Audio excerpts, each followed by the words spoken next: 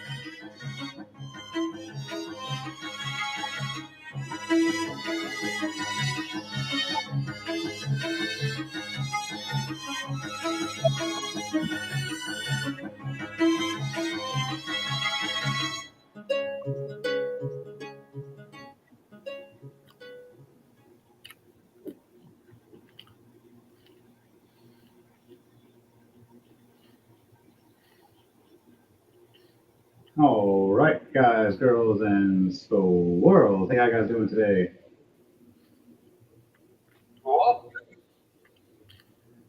I'm chewing. That's how I'm doing. I am your head game master here, Henry Montney, also known as Mayhem the Heart's Mace, your game master and the lore writer. This is episode 111. This is the Doom Saints, a crossbreed of Blood Saints and Doom Crawlers. All right. I'm going to start off with the introductions before we go into more of the story lore. Before I start off that, we're going to start with the people in the room with me. We've got a special guest tonight. You want to say hello in the studio? Hi, Hello, studio. this studio. Playing as Reuben, the Rock Gnome Ranger. Oh, yes. He is the Doom Crawlers champion of the PvP Awesome. and holds the title so far. And no one has beaten him. Someone's came close, but no one's beaten him. I also killed the dragon, so Killed quite a few dragons. May have killed Tiamat. But now we're gonna go down the one on Discord. All right, Discord for Daniel. I'd like to introduce yourself.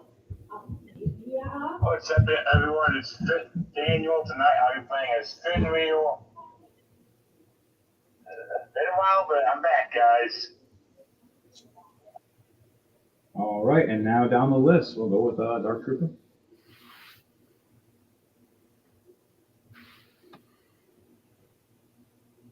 All right, Dark Trooper, you'd like to introduce yourself. You just did. Anyway, hello, this is Dark Trooper coming from you live from a secret location, also known as my couch. See, I don't have that intro. And then last but not least, And bringing you your music and also playing as everyone's favorite fire ganassi, Edward Knight.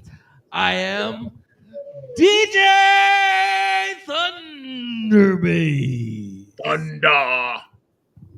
Thunder strikes. Oh my God, they're on fire. Okay, back to it. So, where we last left off last week was the Drunken Dragon Brawlers and them flying off on the sky ship, heading back towards the lands of where the Drunken Monastery is. But that was a different story of a different time. Now we shift back over to what happened here. As within those weeks of explaining the Drunken Dragon Brawlers, there was a meetup. A portal opened up. Grismont was pulled in. Rather rudely at that Matt. As a matter Oh, of fact. yes. Great way to get Grismont's attention. As Mayhem and Grismont had a rough scuffle as they walked down the path, meeting up with Chrome Tombcrawl, the purple tiefling, and Reuben, the little gnome, rock gnome.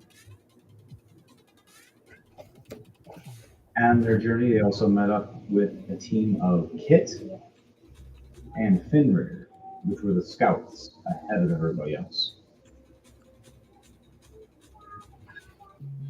As all of you walk down these paths,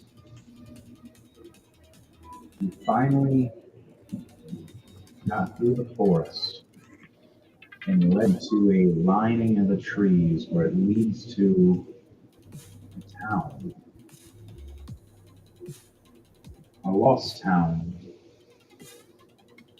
of Fogville.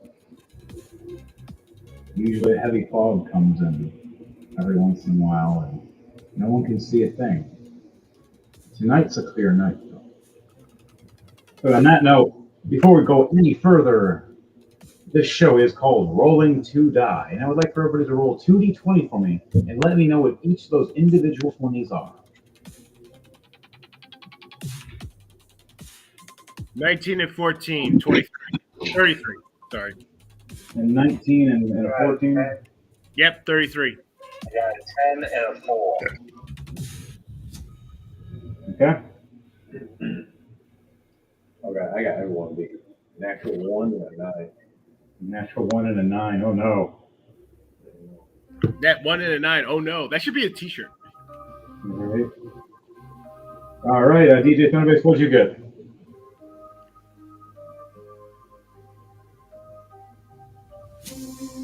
Or Edward Knight.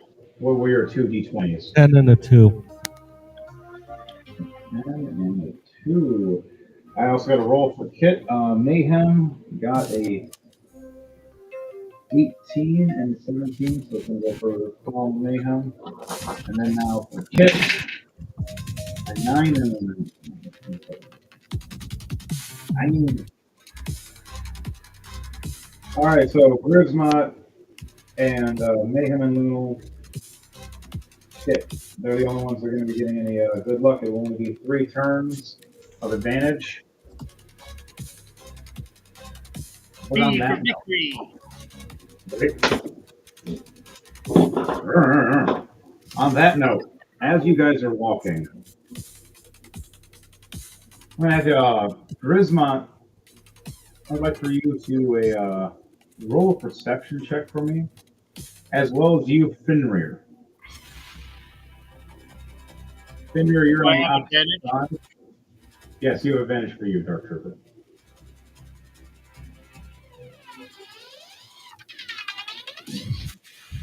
Yo, double 20s plus 5, 25. You both roll a 25. This is hilarious.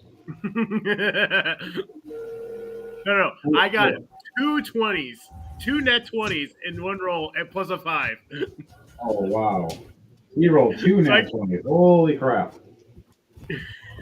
All right, so you just, with your perfect vision, with your orc eyes, walking with Mayhem and Loom, seeing Reuben with Chrome, and then you look forward 20, 30 feet as you get closer and closer to the edge of the forest ends.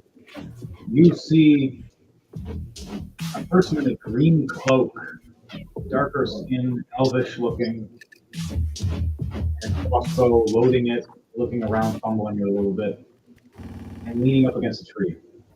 And you also see another person, a man with 2 axes, kind of tall, looks kind of like a Wolverine-esque man.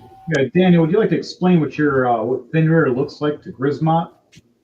With mutton chops, please tell me he has the mutton chops. I did perfectly. I don't even think I need to say anything. Yeah, well, yeah, he has the mutton chops and all. He has the whole, kind of like a little taller of a Wolverine without the claws. Except I have like claw marks all over my body. Yeah, you got scars all over you and stuff like that. But are these fresh claw marks, or are they just scars from? And healed up.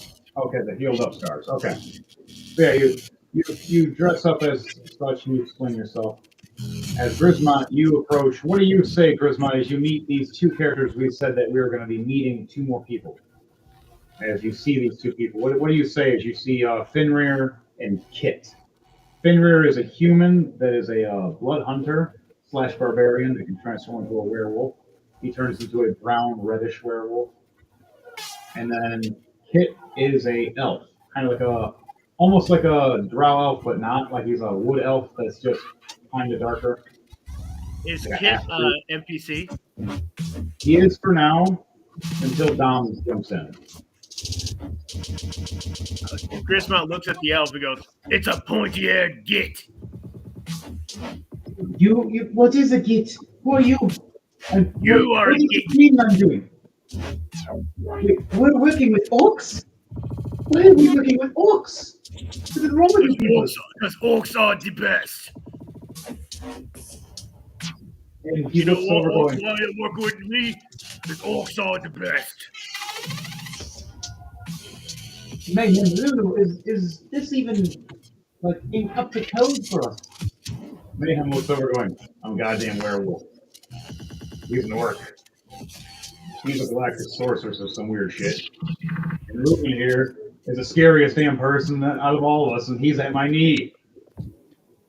We also got a purple tiefling. It's fucking weird. Excuse me, how rude. So yes, I think an orc is fine in the group. I'm fine with that. Not like you can really get rid of him anyway. Right? A little hard to kill. And there's a few people here that know how to have the exact medicine take you out, but that's because they have a certain weapon that can just. Yeah. James here is a special weapon he won from the tournament. Literally, if he wants to pull it out, we're all screwed. Even I am. Yeah, I'm the fucking DM. I made the weapon and I went, what did I make and why did I do this? And why did I hand it to the most dangerous person in D&D? Right? As many witches as he wants. So, back to it. All of you meet up in a line and you see across as within the perception check for you guys. Does everybody else want to do a perception check to see what they see as they look up at this town?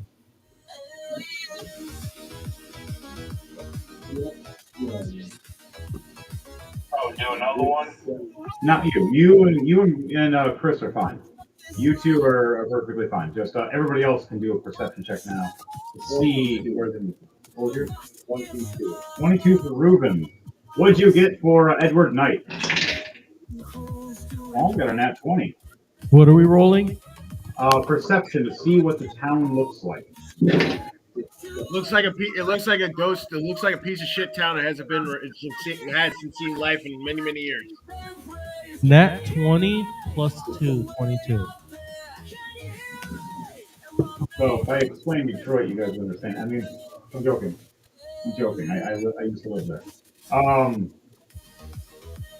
right, you guys all succeeded over 20, even Mayhem and Loom and Calm. You look over and see these roads that are, how do you say, pebble-ish, stamped up pretty nicely. You see the town has probably a good 15 buildings, maybe more, and then one giant, huge one behind it. Like, instead of making a castle or anything, they made a giant walled fortress behind a small town. What all you guys see right now is these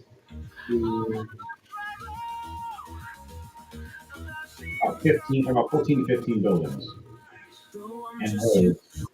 You do see movement. For those who got nat 20s, you see dogs running down the roads, different ways. in different directions. You do see some guards walking as well. You do see some light, but the light is very minimal. You see a small cloud or foggy cloud S coming in. Say about 2 feet, maybe 3 feet at most, raising up from the ground. Proven for you, this is complete concealment for you. So if people were looking at you, they can't see you anymore. You just disappear. Now, I'd like you to roll a stealth check from with advantage, please, to see what you how much of a disappearance act that you just did.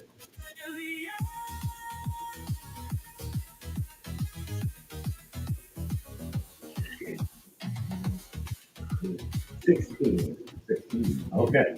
So you might be visible to some people, but most people you're not. Unless you're hiding behind somebody, then you're completely just gone. Okay. Edward Knight, what are you doing as you approach everybody, as you see this town now, and you've seen within about 100 feet or so, a couple dogs pass and a couple guards. You swore you've seen a horse and buggy at one point walking past. Okay. Neon glow, Saturday night. It's time for the show.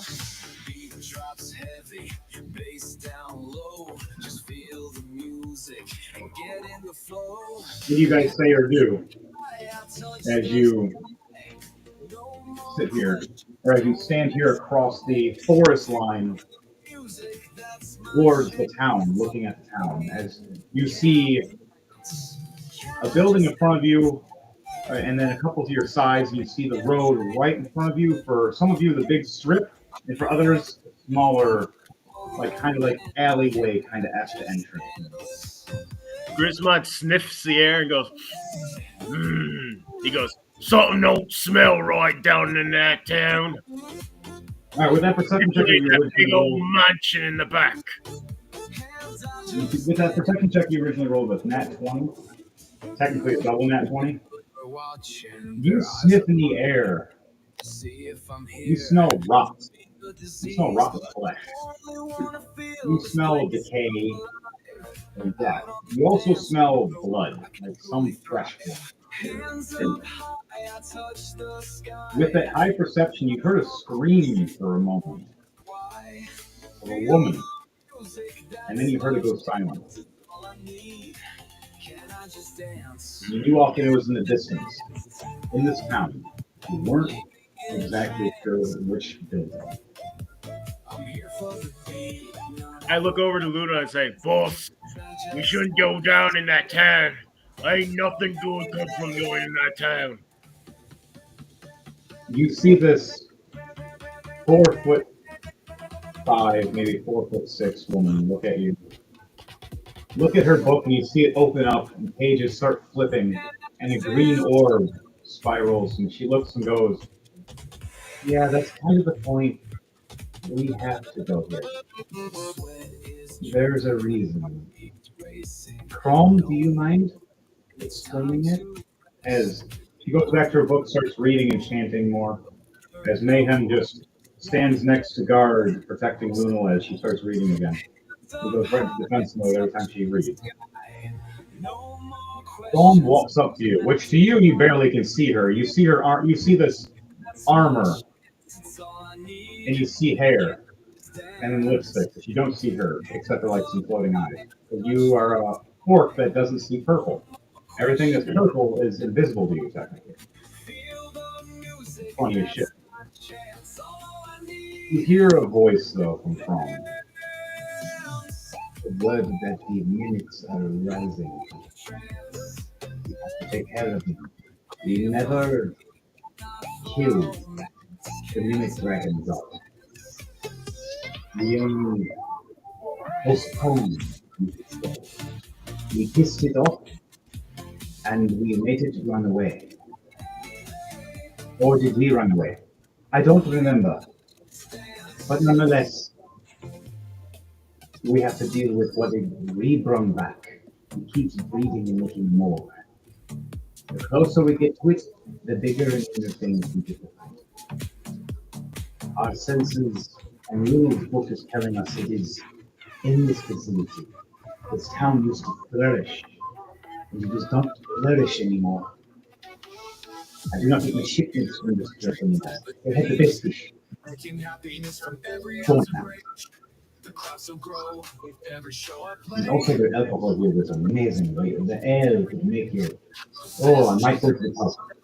We have to get through the town first. Feeling great. What do you say, Green Man? You want to help us kill these things? Mind you, I know you have fiery axes. These things do not have fire. My time is now and I'll never lose. But I we suppose. may be fighting other things too. Not like I ain't got nothing better to do. All right. Who wants to be the first people to start entering the town? Oh, I'm I've gonna heard. see. All right, Edward Knight's gonna be the first person who starts entering. Do you want to start entering through the alleyway or the wide center floor area? I'm gonna go through the alleyway.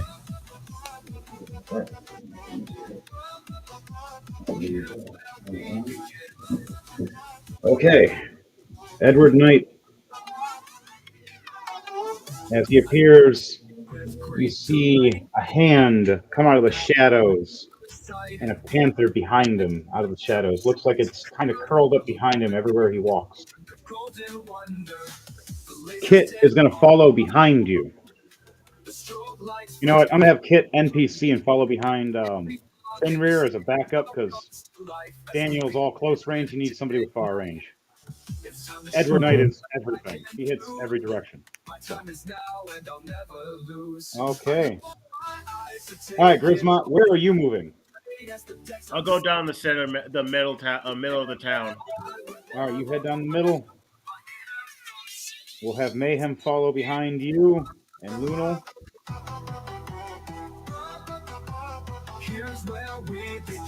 Chrome is going to go to the far left side. Reuben, do you want to follow with Chrome or do you want to go off your own direction? All right.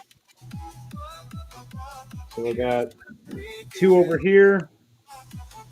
We got 3 in the middle.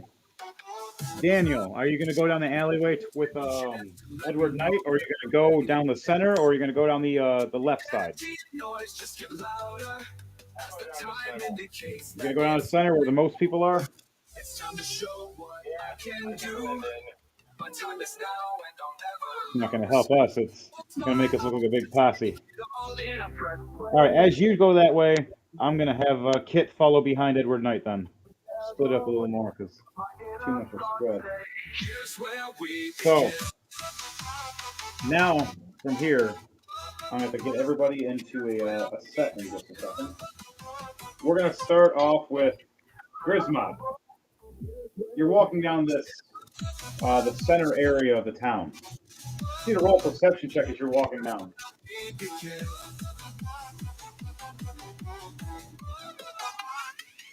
13 plus 5, 18.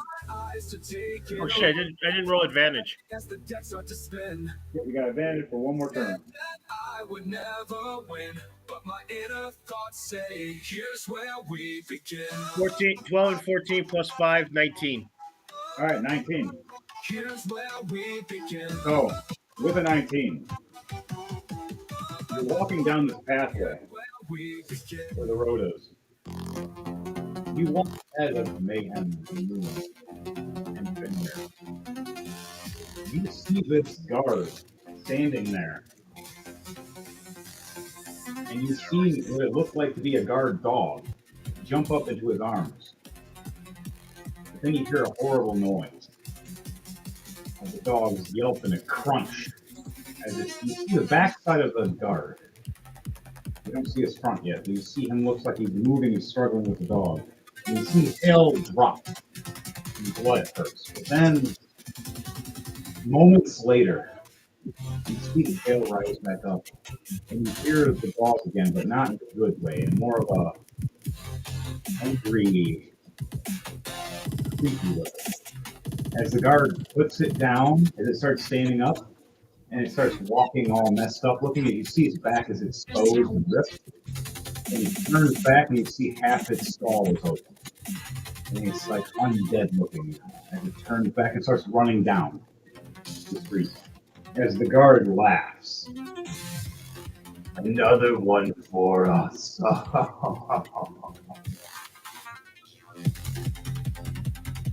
He doesn't know that you're behind him right now yet. Is there anything you want to say or do or react as you heard this or saw this? I ain't scared of you. Right as you say this out loud behind him, about 5 feet behind him, he turns slowly and looks at you with a grin. As you see his face is partially messed up looking, and one eye is blind, the other eye is still visible. Looks like we have more meat to add to this town. Don't He be turns scared. back with a mace and smiles at you and goes, I'm going to put you in a jail cell. Come with me or die. What do you say to that, Bismack? Okay, I grab the mace and rip it out of his hand and smack him in the face with it. All right, I'm going to need you to do first a acrobatics or athletics check to see if you're fast enough to grab the mace from him, and he has to do one against you.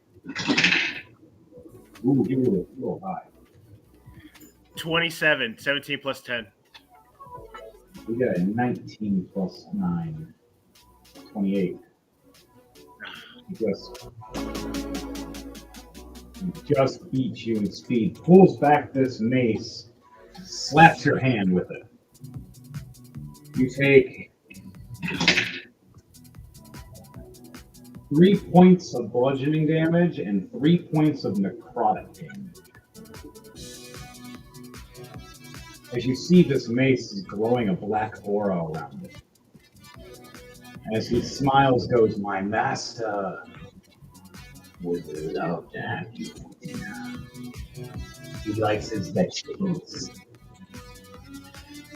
Then I reach down, grab one of my axes, and yell, "Wog!" in a very intimidating way, and it just erupts into flames.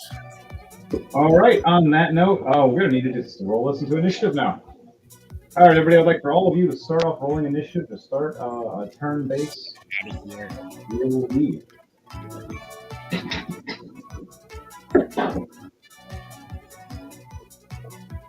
Oh, 5. 2 plus 3. Oh, wow. 12 plus 6, 18. I most likely am going last. You never know, man. There's some clerics. Game 17 visual. plus 3 and 20. Moving. And you said a dirty 20 for you, Daniel? Yeah. Dirty 20.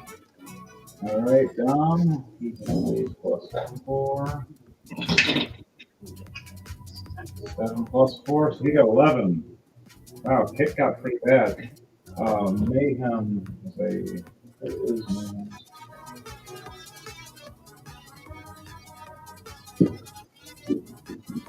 So look at it over here.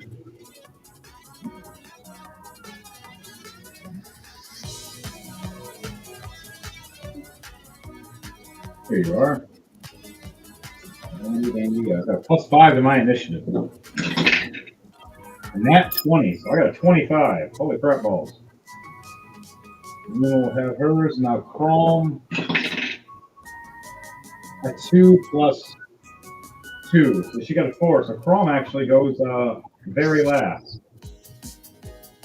Which is a good thing because she is a cleric.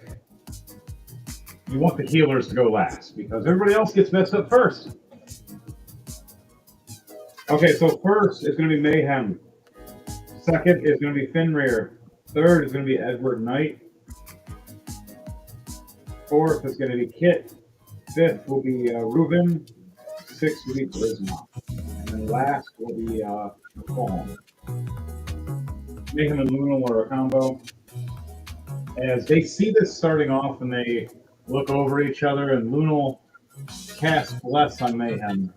And then Mayhem rages into a berserk mode, using one of his bonus actions. And has his weapons ready, and he moves forward 10 feet and goes to swing at this guy right off rip first with his dual masons. I get plus 12. Nice. So 18 and then 9. So plus 12 for both. So 30 for one and 21 for the other. Both hits. I'm going to do how much damage? 8. One button. 12 damage for the first one. And I get a plus bonus. And then 10 damage, and I both get a plus 3 for my rage, so it's a 15 and a 13. So 28 damage altogether that I did to the first guy. That's standing right next to you. My turn is done. Luna did her thing. Off to the next. Daniel, Fenrir. It is now your turn. You are behind all of us, the very back, as you see me rage and run at this guy and attack him.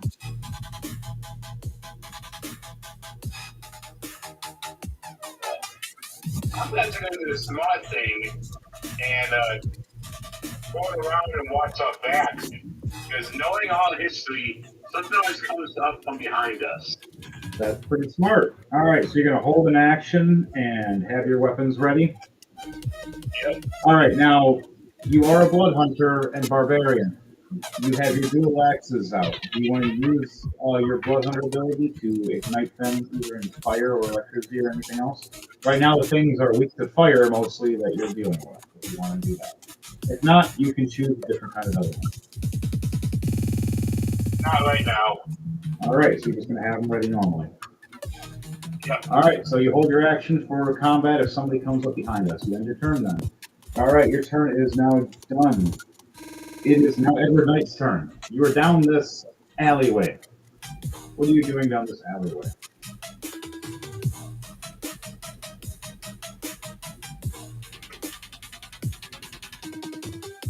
So does my perception check still work for here? It's now a new perception check to move forward. Okay. In a new area. 14 plus 2, 16.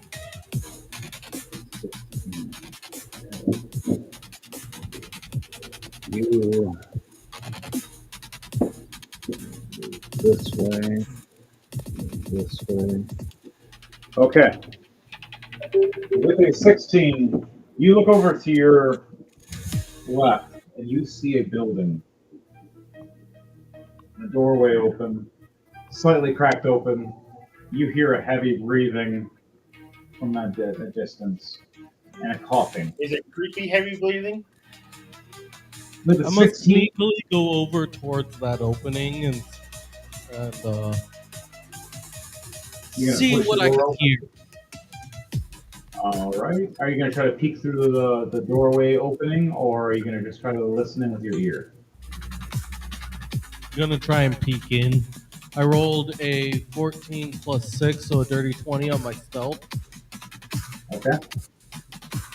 You're quiet when you first put your hand to the door and you start And nudging an the list. 18 plus 2, a dirty 20 for my reroll of perception. Okay. You look into a houseway and you see dresser drawers and a table. You see, it looks to be food was sitting up there, a lot of bones. And you look around, you see belongings stuff in a corner, all messed up looking. And then you look over and see the bed. And it's a large man, creature looking thing, laying on the bed, breathing heavily, snacking on what looks to be, with a dirty 20, person's arm. As he's crunching on it, he looks over to his side. He doesn't see you. He does not see you. with a 19. Okay. So, as he looks, he sits up a little bit and realizes the door is cracked open. He shrugs off and looks at the fire and smiles, and throws the rest of the body part into the fire. As you look over, you see a couple skeletons cooked on this fireplace, with more than half eaten by the flames. As you hear the monster smiling, going, "The residents tasted great. They were good for dinner. My master will prove the blood I bring back." Once again, is he the only one in there? He is now. Make a wisdom save. Wisdom save. Yep. A 5 plus 3, an 8. He is now prone on the ground laughing. All of a sudden, he starts chuckling after saying this line about having the people over for dinner and eating them. And then just obstructedly can't stop laughing. Just chuckling and laughing left and right to the point where he drops down on the floor, laughing hysterically. What do you do from that point on?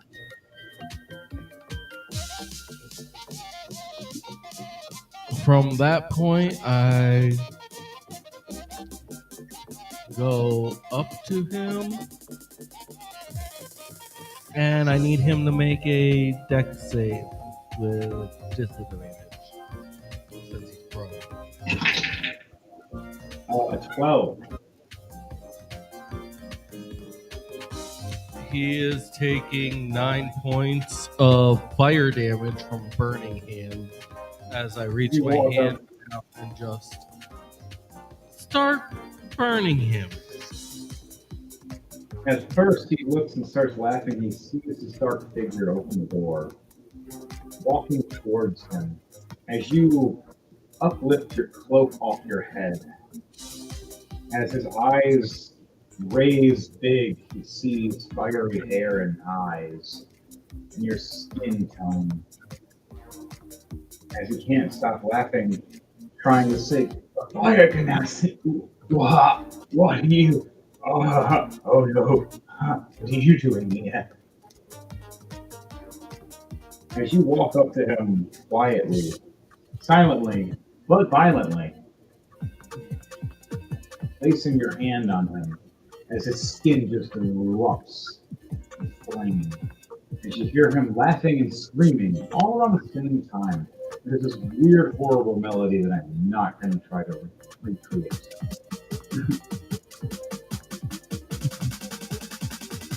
And how much damage was that altogether for it? 9. It was just 9 points of fire damage. All right, so 9 points of damage so far, and you see his shoulder is just fried, like flesh, like burnt. And that ends your turn. I've got the one bonus Shadow Claw and action. your Shadow Panther that are behind you. I also still have my bonus action. Yes.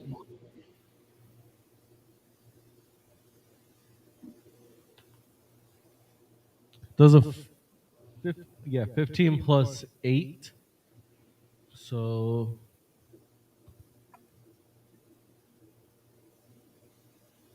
a 23 to 23. hit. 23 does hit. much As I damage do do 11 more points of fire damage with Produce Flame. Okay, nice. So altogether, 20 points of damage. As you ignite him on fire, he's screeching in pain. So that ends your turn now. Now it is Kit's turn. As Kit is behind you. He leaves the door open. He sees you doing this in shock and horror and realizes it's a monster. He pulls out his crossbow. Fires it off. Misses the first shot with a 3 plus 9. Fires again for a second shot with a nat 20.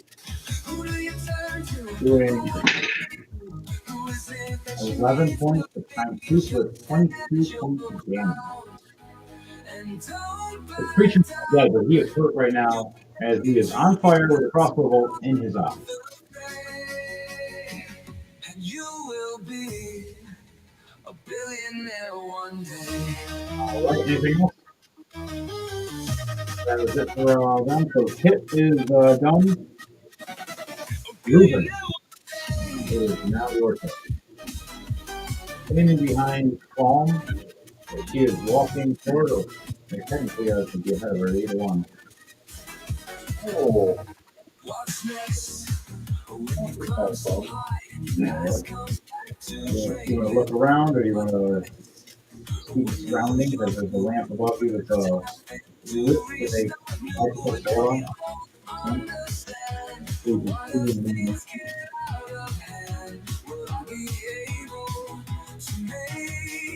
As the moon is shining bright above, still illuminating from the lamp around. There is no sound.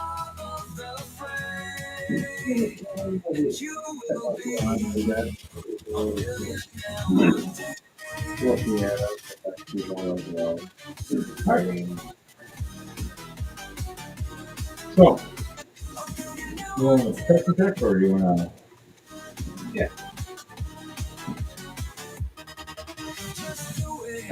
19. All right, with a 19, Ruben, you look around and you look to your left at first and see some man. And you see a figure.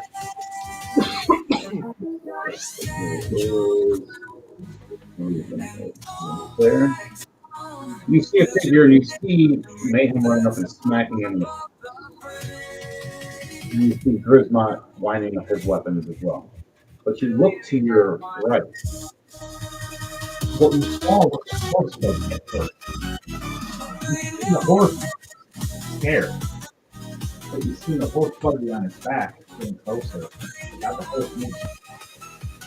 And the horse whinnies and tries to go forward. And right when it goes forward, the horse spirit opens up a mouth and a tongue and wraps up the horse and pulls it in and crunches it right in front of you and snaps it in half as you see a horse head flop around about 10 feet ahead of you. I just want to scream in it.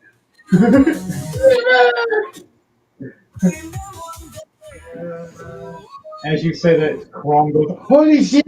Not again! That was big! It just ate a horse! Literally, one bite!"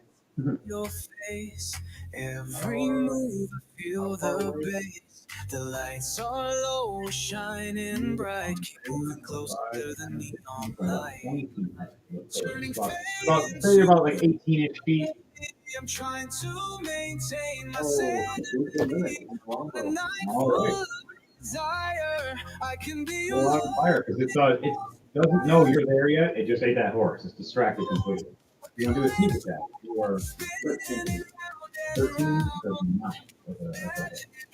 We're caught in a dance, moving with each and every sound. I can't break free from the ties. Each glance I get lost in your eyes. It's like I ask myself why it's got All right, and is that after level? Yeah. Yeah, so when fire to the surface shot, where does it hit as you see this giant mouth open up and snap down on this horse?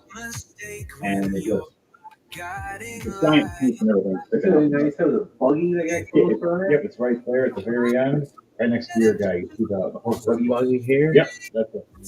Alright, just opened its giant mouth and just crunched a horse in half. it's magic. As it opens its mouth to, I don't know, war or fight kill and other people, probably ready to get through it. So, Right as it opens its mouth to try to crunch down the rest of this horse, an arrow pierces it right in the throat. Ah! Ah! Now it feels like there's something in its throat and it's trying to cough. Uncontrollably, it has no sense of what just happened. It is even more evil.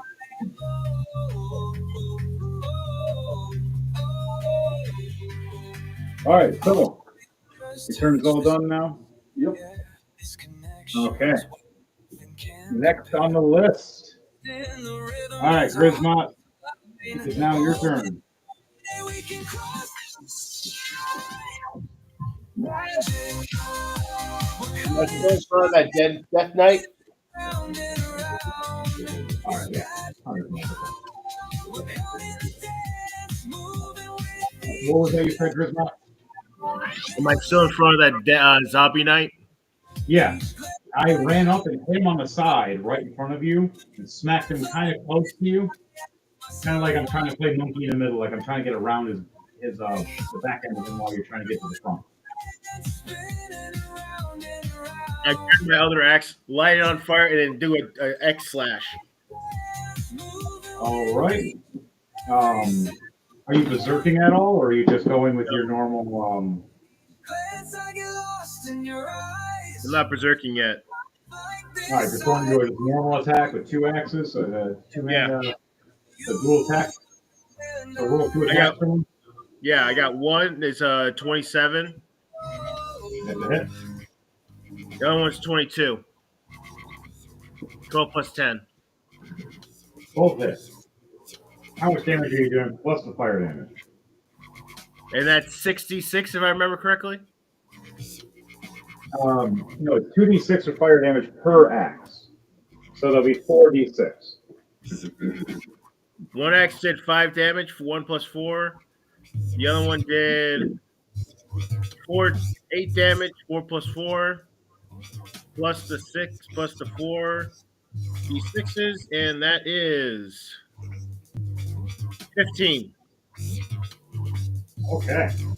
So you hurt him pretty good. Well, he's not dead yet. You messed him up, and now I got to roll and see if he's on fucking fire. 17. No, he is not on fire.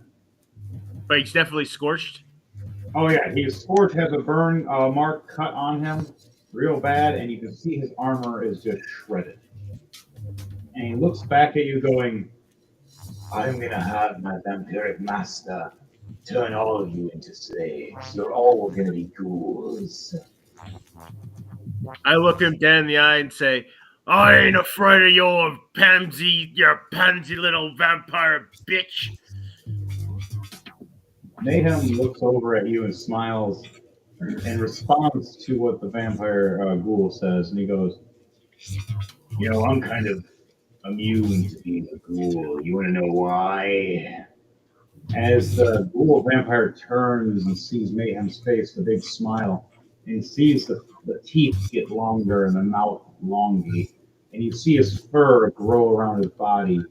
As he grabs his own face and rips it off, and a werewolf appears. As you see him turn into this blackish gray werewolf standing over him and expanding his dick at least a foot more. Now he stands around 7 foot tall. 7'6", and then I'm in rage mode, towering over this vampiric ghoul. I'll use that as my reaction. All right, what's the last thing you do, Grismont, before you end your turn? Sorry. You get a bonus.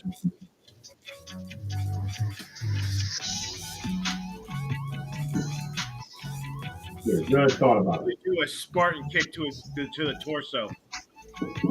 All right, so you're just going to straight up just football punt kick him right in the chest. Yep. And a 14. 4 plus 10. Yeah. As you go for the kick, he catches your foot and braces himself, smiling at you. And he is going to go for a leg sweep. A 17 plus 9, 26. Does that hit you, Grismont? Yes. What do I roll? What is your AC, your armor class? 18. Yeah, I definitely hit you with the 27. All right, or 26. I definitely hit you. He leg sweeps you and knocks you on your ass, knocking you prone for one turn. You have to use either your movement or your bonus action to get up. Oh, and because I hit him, I get to roll. What was it again? It was oh, a The health. what is it? I get to roll hit point or generate the double the number of hit points is restored. Tryna get in the So I groove. so I got what was it? 15, 8, Days. and If I can bust 4. a you give me So that that's look 12, like you don't know what you 28 witness. You All right, think I'm there out you go. to plus Gain that health. and doubles that, so it's I feel 40. I'm terrible at math. Let's just say 40. Yeah, it's just going to regenerate me anyway. Yeah, so technically you smack down, you take 10 points of bludgeoning damage and heal right back up. And he just gets confused when he sees you get smacked to the ground and you smile. You should be hurt. I'd rather stay forever alone and deal with your Okay, so your turn's done. loss. I'll wait for true love. Or do anything you say as Grisma as you hit the ground? I look at him and I grin at him, saying, I ain't so easily killed, you stupid git. By inciting drama, you drift further and further away from me. As he looks at you, goes, "What is a git?" And I just point at him, saying, You are, as well as your boss. Rising to take my place. All right, so now it is Chrome Tomb Crawl's turn. The purple tiefling, I'll that is cleric. She's standing there with Reuben as Reuben says, "Mimic," and fires his bow and arrow twice. He looks over and freaks out and screams, "All is squares! Not again, not another one!" He's gonna cast guiding invocation. I'll wait for true love instead of being surrounded Here we by go. lust.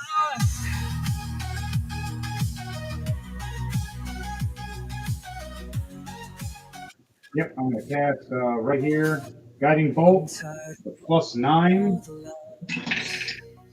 16 plus 9, so 25 to hit. As I hit with the guiding bolt, is 4d6, so 18 damage.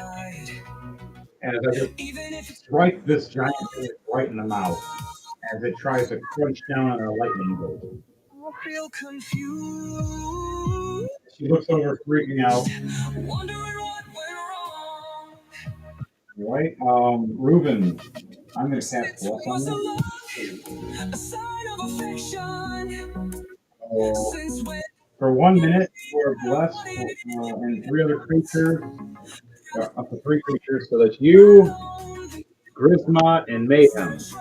So Grismot, you're blessed as well, and Mayhem is as well, because you're all within range. since when was a look? So whenever a target makes an attack roll or a saving throw before a spell ends, target can roll a d4 and add it to the number rolled to the attack roll or saving throw. At higher levels, using the second level spell slot, the target can use an additional slot level. I only use it at first level though, so. But yeah, now you guys are all blessed. And the last thing I'm going to do is fire my crossbow bolt.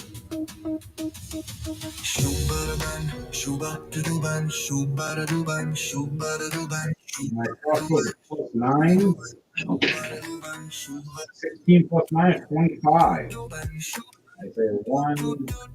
I did 12 damage with my crossbow. That ends my turn. All right. Now it's the NPC's turns.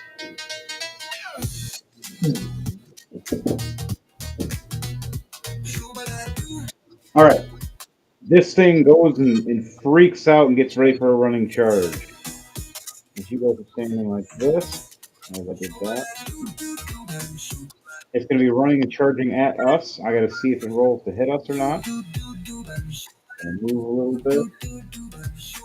Edward Knight, you're in here torturing this guy. He deserves it. He We knocked this guy over. Charisma is now beating the crap out of him over here. I'm beating him over here. Loom's over here shaking her head. Spinner's right here.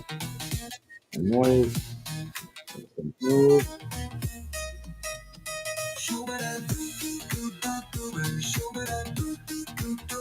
Move.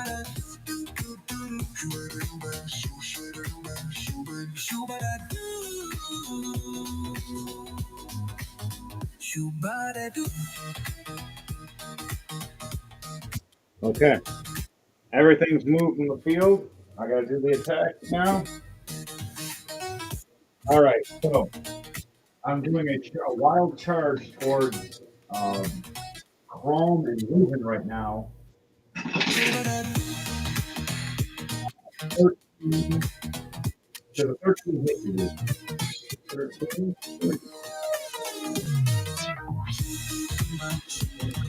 Not bad. Oh, no. All right. And this is Chrome as well. As this mimic carriage runs right past us, trying to charge at us. We just get out of the way, go right down the street. Wait, so the mimic running past It's running right past us, so now it's a free I'm attack. using my reaction for Sentinel. I'm gonna try to hit how long it was. So technically, you get two attacks because there's Sentinel and free attack. Oh, is that on Sentinel? Sentinel is its an ability. Okay, so you're using the ability. All right, use Sentinel. As you got Hunter's Mark on it. You definitely did.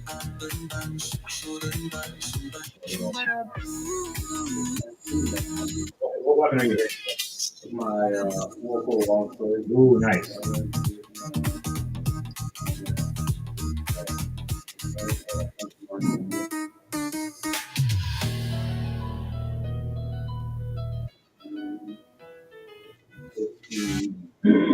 Fifteen points of damage, and his speed is instantly reduced to 0. So he is no longer.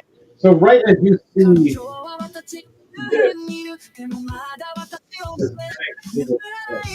one aspect, you see Ruben pull out this long sword and just slash right at the wheels. Right at the wheels explode and kick it around. It just comes to a dead stop. Right next to us. His teeth are right in the road right now. Angrily and in pain. What do you do with it? Anything else? You say anything after that? Or is all you do? All right, Chrome gets her reaction because it ran past her too. 11 plus. Okay, so a dirty 20. She just barely hits, as AC is 19. And smashes it with a thunder. Right in the back. 2d6 plus 3 of lightning. 6 plus 3 for 9 damage. Does it.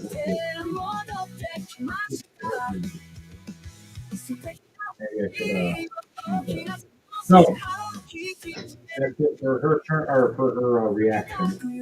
The other one was a mimic dog.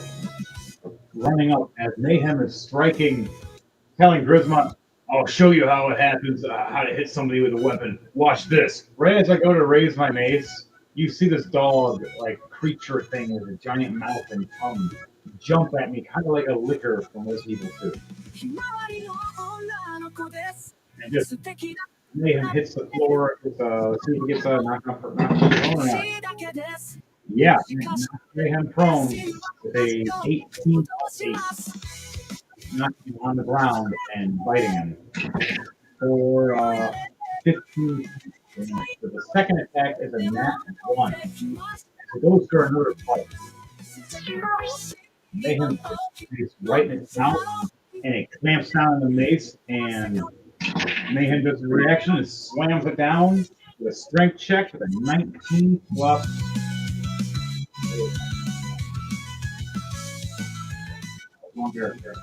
That's Chrome. She's way weaker than Mayhem. Plus 5, okay. There you go.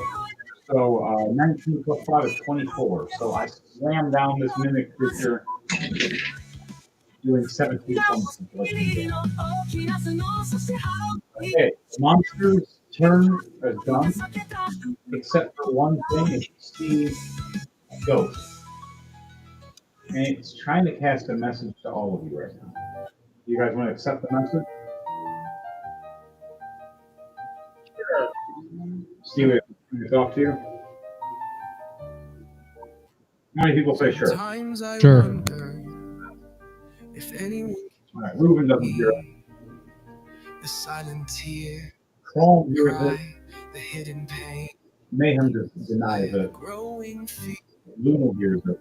of Edward Knight hears it, as well as Dark Trooper. Finnerer, do you hear it? hum of the silence Or Daniel? pushing through like a virus. Don't close your eyes. Let's see. Nope, you're still there. Okay. Daniel, you there?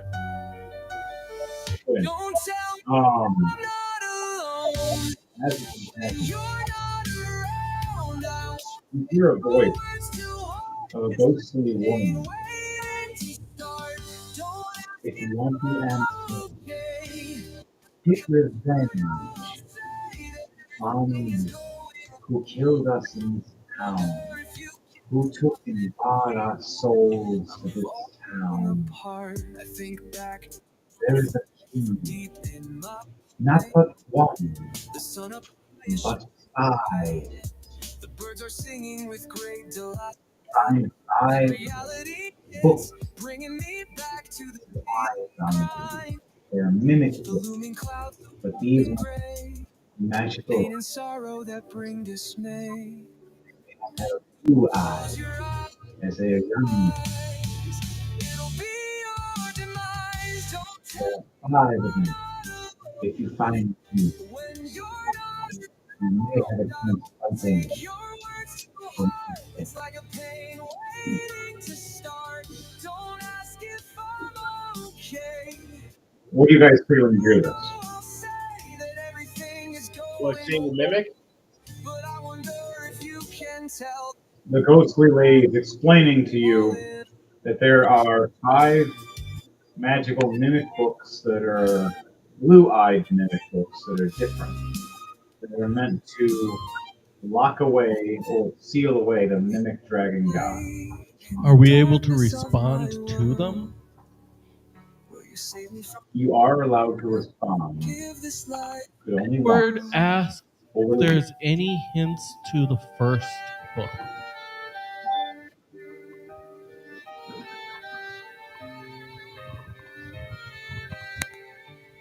you hear in your head. Close your eyes. At the beginning there Be too, your demise. as go on there one, Don't tell and then there me two. alone when you're Plus reference to our six. As there are two, two, and one. Do you know it? Which section will you be in? Is how the answer becomes. So pretty much, you're either finding two or one in this area.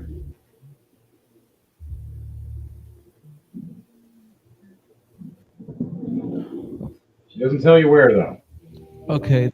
One thing she says is the I use message to at least relay this to everyone. okay. All right, you relayed this to everybody. Everybody hears it. What do you guys say when you hear this from Edward Knight? I wonder if you can tell that I feel like I'm falling apart. Okay. So what you do from that is now is back to the top. Mayhem gets to do his attack. 17 plus 12, 29. He hits. First one, and then 14. 15. My heart No, it's 19. 19 come plus 12. facing the many clouds, rising to the challenge. Both do how much damage is that mace? Plus bonus is rage. Forever 8 plus 3, burned in my memory when life was 11, full of and another 8 plus 3, so 11. drifts into history. And then Now you see me take the maces and slash them across my shoulders, and they ignite on fire. So every time I hit with these maces now, someone catches on fire. And take fire there. I take 2 points of bleeding damage, one from one, and then 3 points from the other one. That's 5 points otherwise. My turn is done. It is now Fenrir's turn. Daniel, it is your turn. Alright. Perfect timing. All right, Daniel, what do you do? Nothing's packed from the back yet. From behind us? Not yet from where it looks like. Right now, there is action from the head. I'm gonna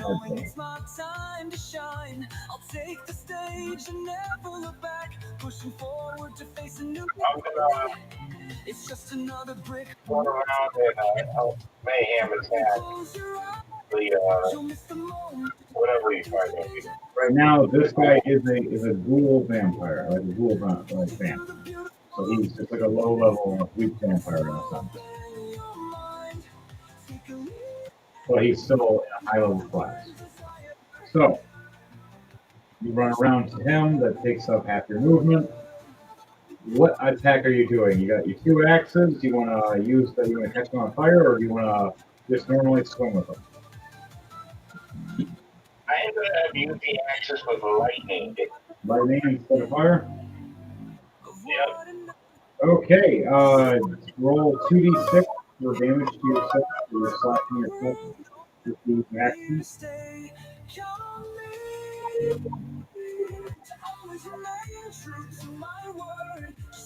A 1 and a 4, so 5. So you take 5 points of slashing damage to yourself. And as you do that, the blood that trickles down each blade of these axes ignites with lightning. Now, what color lightning does it look like to you? You have it light up. Black lightning. All right, so you see these 2 axes with some black-looking lightning just striking out of them. And you're gonna go in for an attack on this guy. He's trying to stand up. He just got hit in the head with a mace by me, axe by Dark Trooper, and then now you. What are you hitting him at? I'm gonna hit with a double axe hit. So I gotta swing twice. All right, so two attacks. Roll them.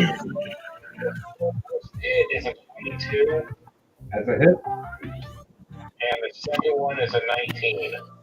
and that's a hit. All right, how much damage are you doing? 6 points for the one, and 8 points for the other one. All right, and that's not including your lightning damage. You could roll 2d8s. To ease the pain growing inside my chest. Memories of you. 3 and a 1, so 4. So 4 more points of lightning damage on top of that. This guy is close to dead, but he's not dead yet. All right, you hurt him real bad, though. All right, your turn is done now, Fenrir. All right, it goes to Edward Knight. Edward Knight, you're back in that room. This creature guy is on fire, and he is a hero now. For a crossbow thanks to Dom.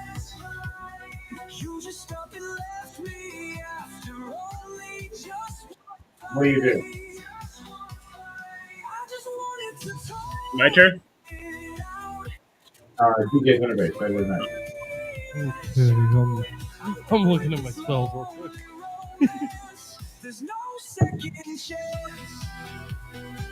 I need him to make a dex save.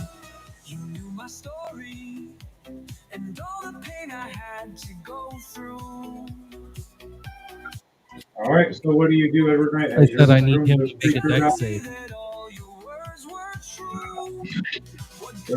13. 13 pass.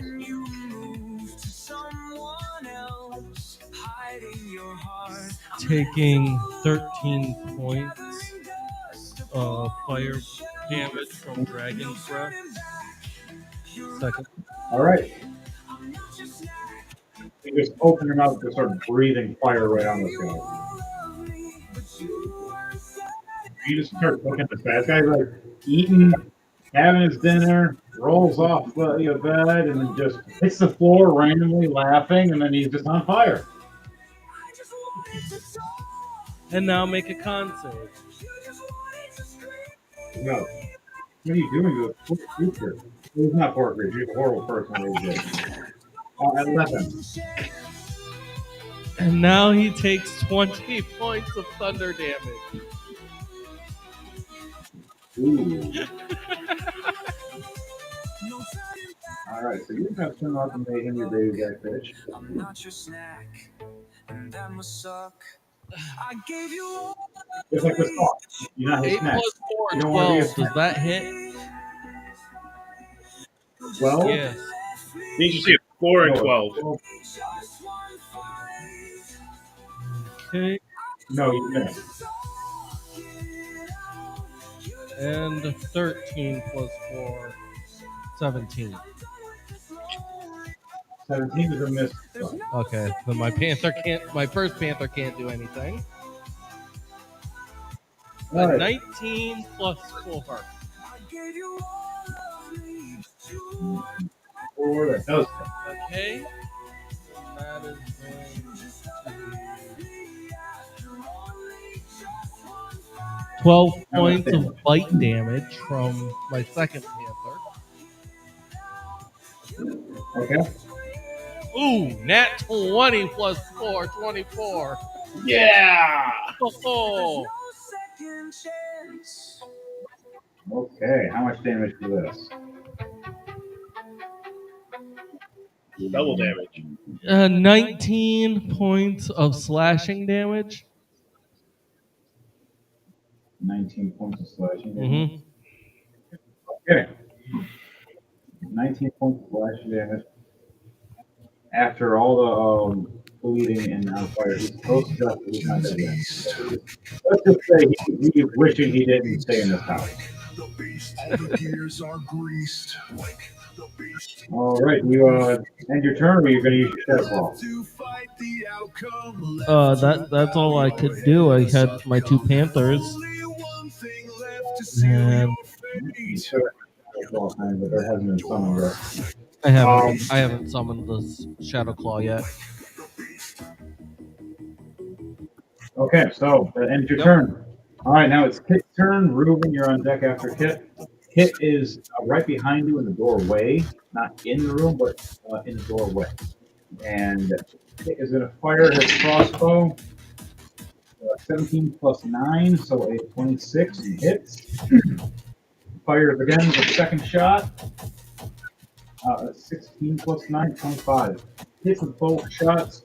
Does 11 damage with one, does 7 damage with the other. And then he reloads his crossbow bolt. And that ends his turn. Reuben, it is now your turn as this mimic horse carriage is freaking out and can't move. Two strokes with the long sword at it. First attack is a 29 hit. Definitely a hit. Just open that door.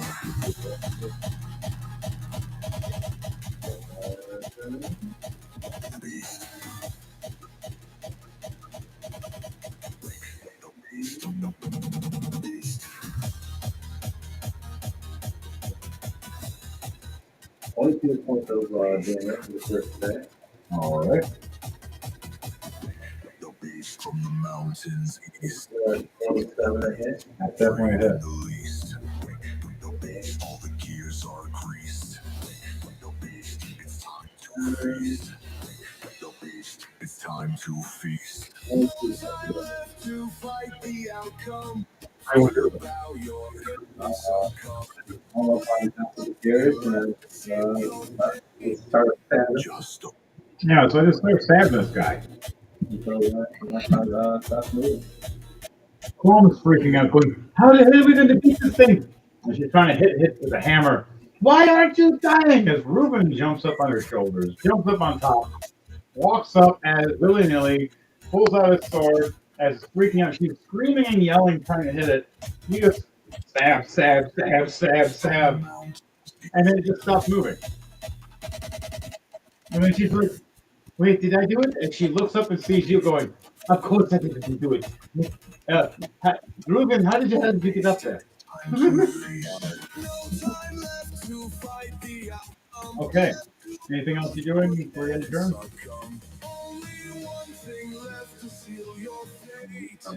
Just open that door.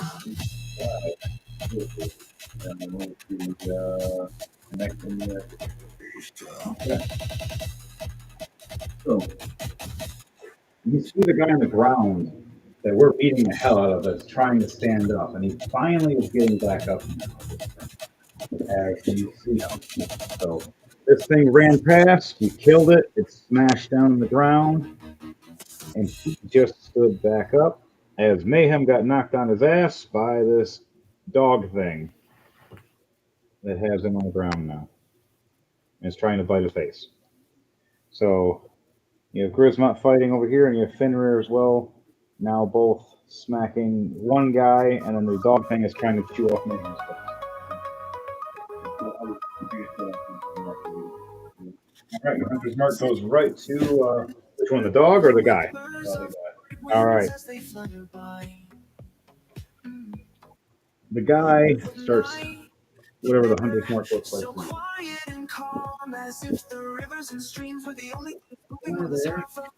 Okay, and your turn. Next on the list is Grismont. All right, Grismont. What are you doing? The guy is standing up now, and he swings his mace back like he's about to go and try to hit you in the head with it. I dodge and slash one of his legs with my axe. All right, roll a dexterity check for me. Dodge this weapon in past your fence.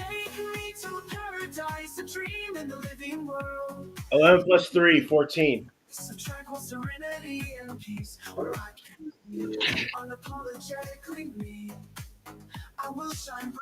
You try to dodge it, and it still smacks you in the head just slightly, taking 2 points of bludgeoning damage just right across your eyebrow. Like it just raises your eyebrow. And I'll take my axe goes against it. plus 10, 23. You definitely hit. That's your first axe. Now what's your second axe? No, it's just the one axe.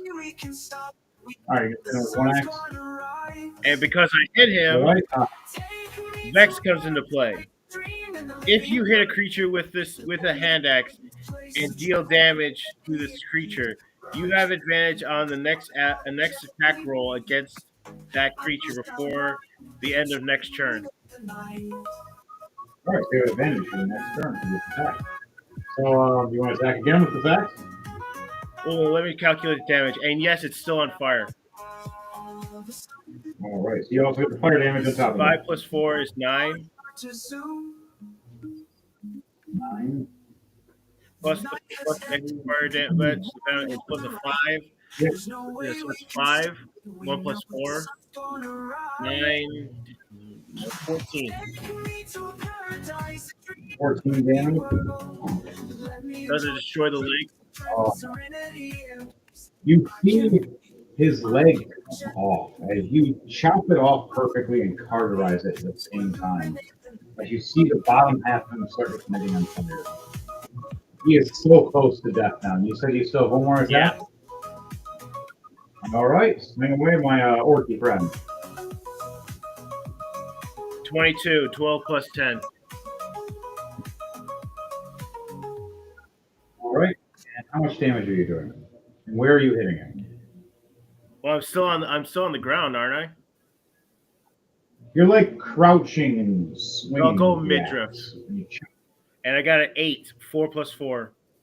Plus the fire damage. 5. So I'd be a 13. How do you want to do this? I'm still crouching down, and I just swing my axe right across his belly.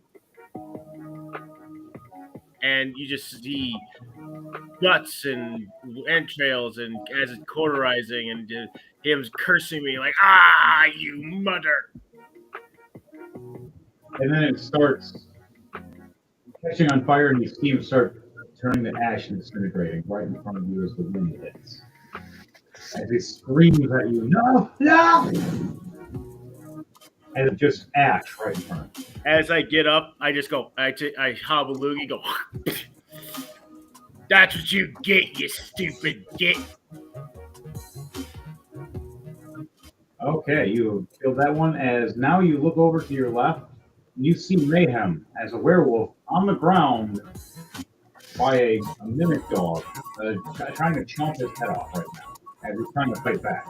You still have a bonus action. What I do you want toss to do? my axe at it, at the dog. All right. You throw the axe for a throwing attack. The little thing, Do I do a dexterity check?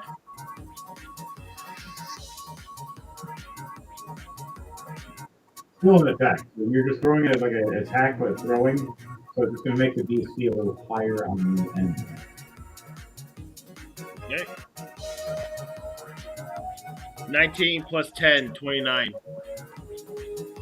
So hits. You chuck this axe perfectly right at the giant tongue it has that's trying to wrap around Mayhem's head and pull it in to bite. And you see the axe on fire flipping around and just take off the giant tongue. And you hear it screech and blood squirts out. When they cauterize it? The blood still squirts out for a split second as it cuts first. But yeah, you're still cauterizing. As the axe hits the floor, it slides. Is there anything you say as the axe hits the floor and slides about 15, 20 feet away from you as Limo's standing behind you? Grab it, you stupid git, and chop its head and stop its sogging head off.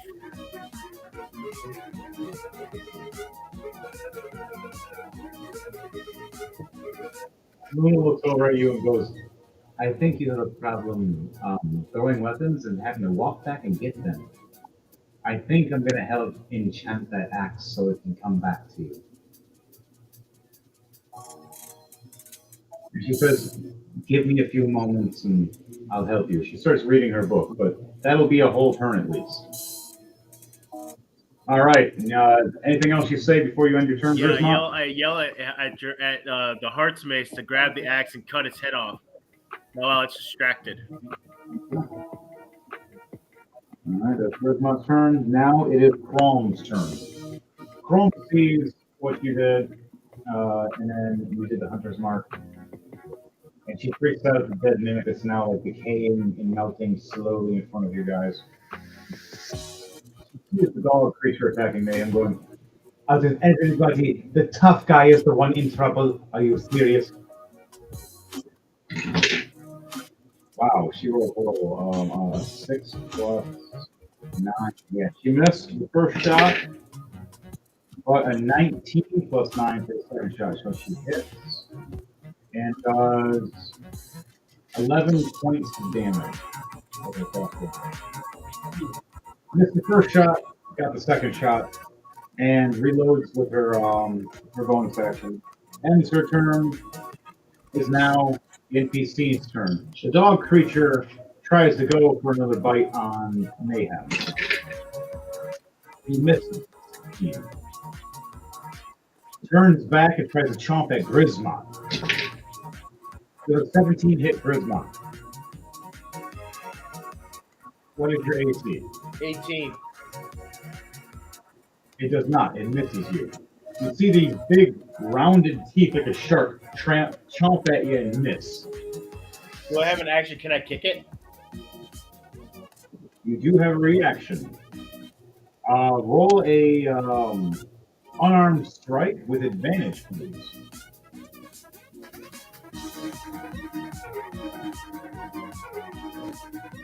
$18, 15 plus 10, 28.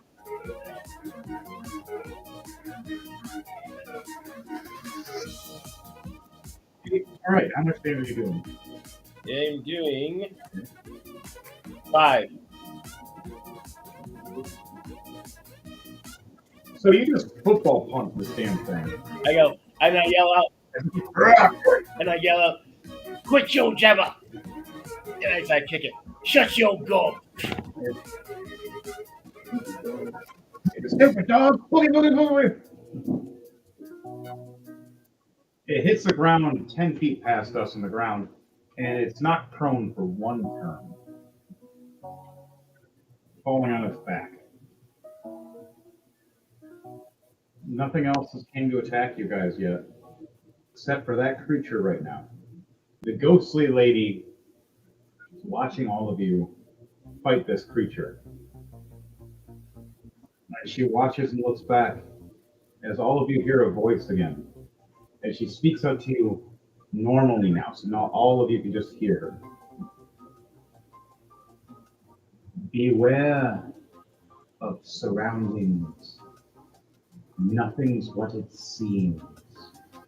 No one can trust anything or anyone. Our housely items turned against us. Our plants, our boxes, our beds turned into monsters. And some of our own friends became these things. Even houses became them one day. I mind you all, please, be mindful. They're everywhere. And she disappears after she says that. Back to the top. Mayhem uses his movement to get up, and then goes for an attack with his Giant Slayer, and misses both attacks, even though this thing's knocked prone with an advantage. Got my bonus action and misses too. Mayhem's just having a bad day. Mayhem's turn's done. Fenrir, it's now your turn, Daniel. Alright. Then, Those guys been defeated.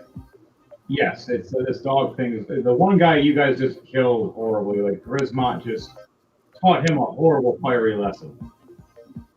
But there's a dog creature that's about 10 feet away from you. You want to move close. Alright, I'll do that.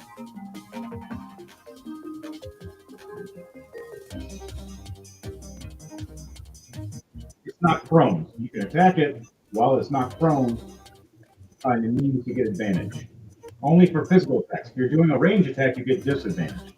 And it's kind of weird. How does that exactly work, James? That kind of confuses me. Range and magic attacks are disadvantage on prone, not prone characters. Yeah. But, they're not moving. Wouldn't it be easier to hit target? Or is it because they're laying down? Clearly, delaying that smaller target. Okay, so it's harder to hit. Yeah. Certain That abilities. would be the idea. Okay. That's how you get advantage. Mainly. Okay. Now, what if it was like a point blank shot with a crossbow or a bow? No, but if you had crossbow expert, like this range, because these it was limited to Okay, so if you have weapon expert of that certain weapon class, you can you can play out crossbow expert and you crossbow expert or bow and arrow expert. it'll cancel out the disadvantage. Okay, fancy. Okay, so no. All right, Daniel. What was it that you rolled? For D20. Yes, the D20 plus 10 to hit this dog creature as it's on the ground. You have two attacks. 14 plus 10. All right, 24. So you hit. How much damage are you doing with this? Each axe plus the lightning damage. You didn't believe I was going to hit. I didn't believe it either, but you did it. No, I have one way I'm going to hit. How are you going to hit? I'm going to stand next to him and use my axe like a golf club and go swinging. So you're going to play golf with this Yes. dog mimic. Okay, carry on. So it's been football punted by Grismont across the room, on the ground, insulted, just to be two hurt. So how much damage are you doing with this axe? You're punting this thing with another 10 feet, which gives anybody that's within the attack range a free range of attack. So while it's in midair, we all get to attack it. So Grismont, you get an attack. Mayhem gets an attack. Reuben, you get an attack. 5 plus 3, so 8 is damage. Okay. And So I'm going to use the blade end like a golf club, 27. almost like sawing him in half with my swing. all right. And how much damage did James do? And Grismont, for you, you get a free attack as well as this thing is flying past you.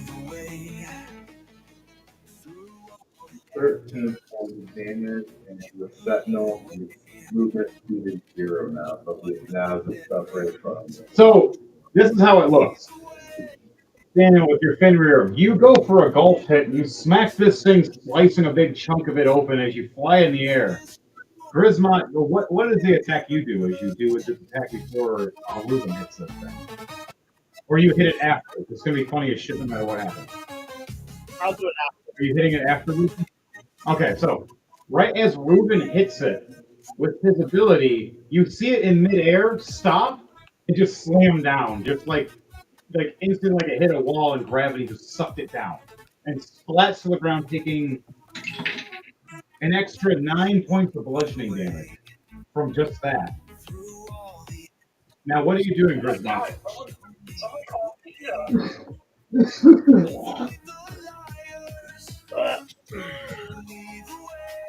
You got a hammer. Yeah, I'll grab my hammer and give it a and just smash down on it like a hammer to a hammer to an anvil. Smash it with a hammer. Hammer! All right, roll an attack with me. You have like every class of weapon right now. Hammer, axe, sword. Yeah, we take hammer. Flail.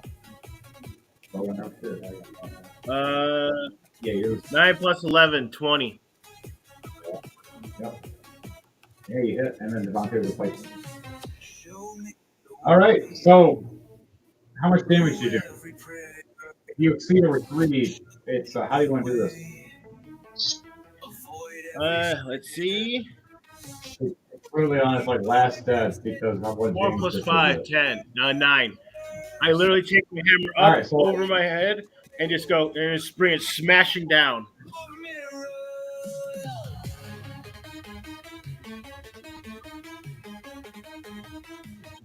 All right, you just see it just to go and just splatter everywhere. I Mayhem gets and then I covered. put my hammer on top of its corpse and just go. Oh, man. And I pick my hammer back up. Luna starts giggling because she's standing behind Mayhem. As Mayhem is covered, and Luna was perfectly fine. Same thing with Reuben. He's not covered, but Chrome is covered. As you're standing behind her, and she's just like, "Oh my God, are you serious?" And she looks over, going, "You didn't even get hit? Are you serious?" Oi, quit complaining. Griswold looks like Fenrir, you're Chrome and just yells, "Oi, quit complaining." Listen here, Greenskin. This purple ass is going to kick your green ass. We'll do it later. Right now, we have things to say. For everything. The one time we needed Avner to burn shit. No. He wanted to go on some weird adventure and wanted to go to some choir performance circuit. Oh my God, really? Griswold just goes over, still covered in the goo. Just takes some of it off his face and just flicks it towards Chrome.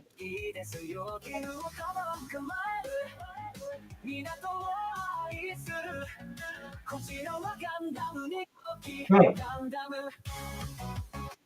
anyway, your turn is done now. Edward Knight, back to you. As this creature guy is almost dead, screeching in pain, what do you do? We couldn't fight back, and that's why I couldn't do shit with him. Every single time it was back to the NPC turn. Damn, they're not prone every time. And he says, off with his head.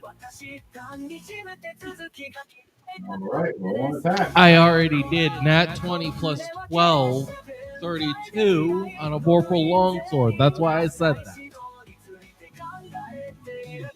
How do you want to do this? How do you explain it as he's finally on his knees, laughing and looking at you, laughing, on fire? Just hold out the Vorpal Longsword towards the neck and slightly say, I guess you can get a little mercy. As I shove the sword right through the neck and then take off the head.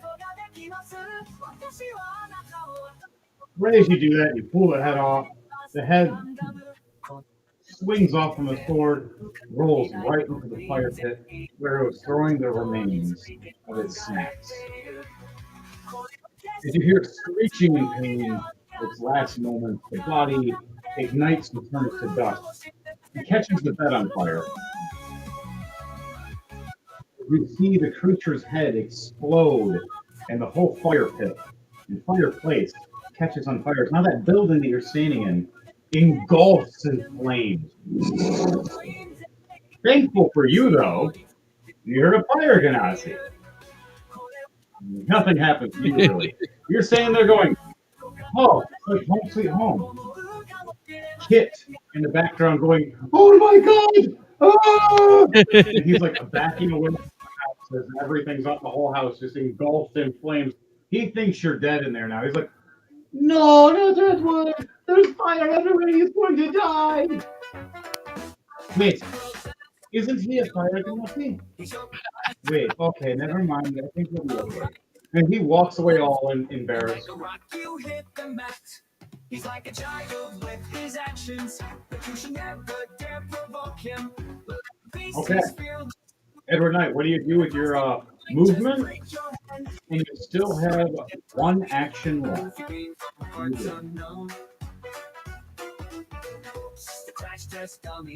14 plus 6 in perception. Do I see anything?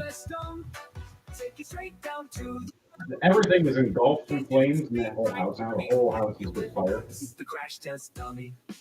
You see where the pile of stuff that he threw is engulfed. If there was anything valuable, it's melted now.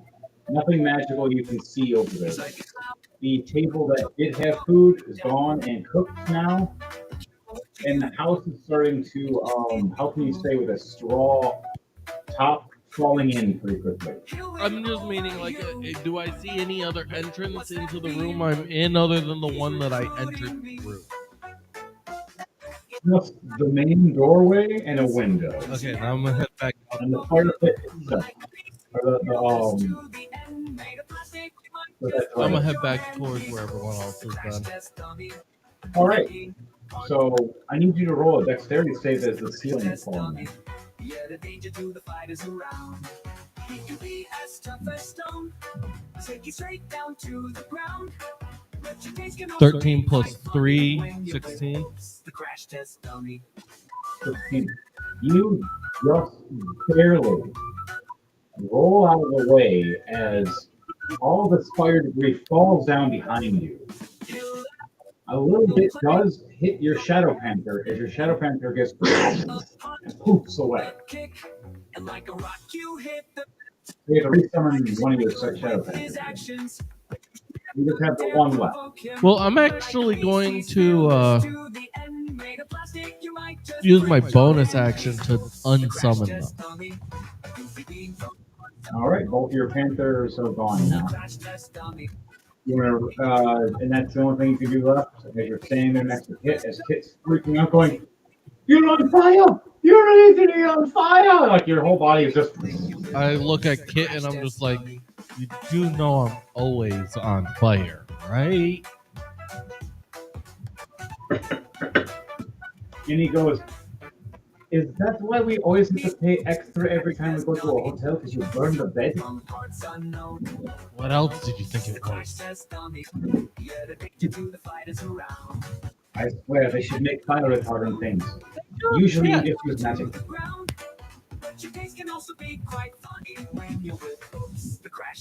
So that ends your turn. Now it's going to go to Kit. Kit did that with you. You guys do have a problem now, though. As you guys are talking, you hear a dog walking, going, and you look over to your left and see a zombie dog. Kit pulls out his crossbow instantly and just says, "Nope." Nat 20. Finally, Kit got a good hit. All right. How much damage? 24 damage. Right to the zombie dog. Just pins it right to the ground. Okay, you stay there. 17. Ooh, 17 plus 9. Yes. That's 26 to hit. And it's a 13. 13 more damage. The zombie dog is hurt, but not dead. It ends his turn. Reuben, it is now your turn. You right there. Zombie dog. Yeah, the zombie dog is dead now.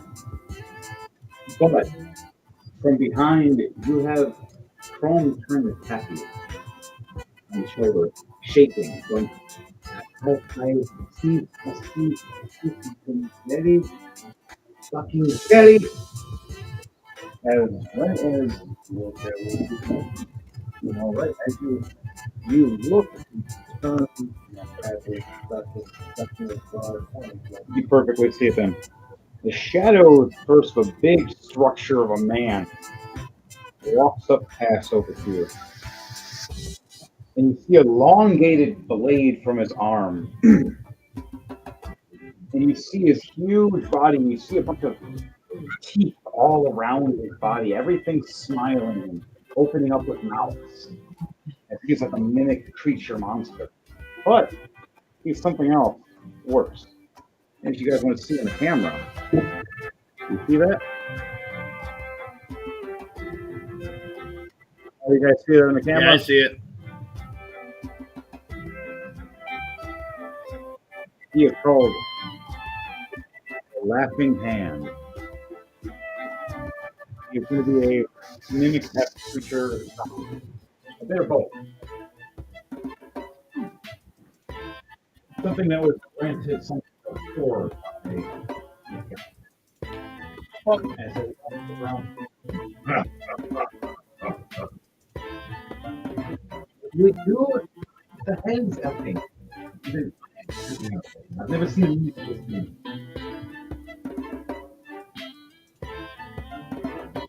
Not even. I've seen any of those. It just started walking around the corner and was standing at about 14 feet tall. Being fully tall, about 16 feet. Slouching shoes as he walks. And every step is like the ground is kind of shaking around it.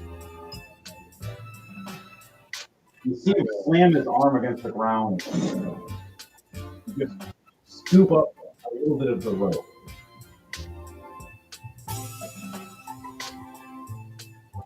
Giant looking bladed buster blade on a hook and attached to his arm in a very creepy manner.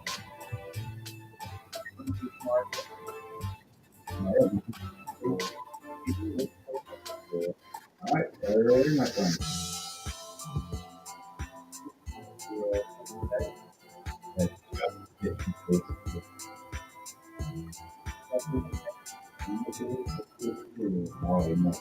So, right as you fire, this giant who scoops these rocks and slams them forward at you, launching.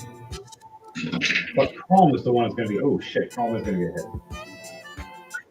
All right. The one arrow that misses gets hit by the rocks. The other arrow flies right past the rocks and hits them. Where is it hitting? Random ass mouth. You see one of the mouths open up in the chest and take the arrow, and then he just, and he starts choking, and then it starts crunching and trying to eat the arrow. He starts hitting us up. No choking. Yeah, no choking. No choking. No choking. And right as that happens, you hear Chrome go, "Oh fuck!" As a nat 20 is the monster rolls for slamming this with his legendary action. A chunk of the ground right at me.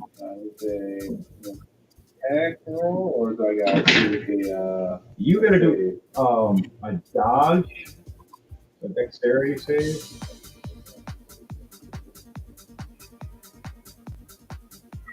A 15. You take half damage from what's gonna happen.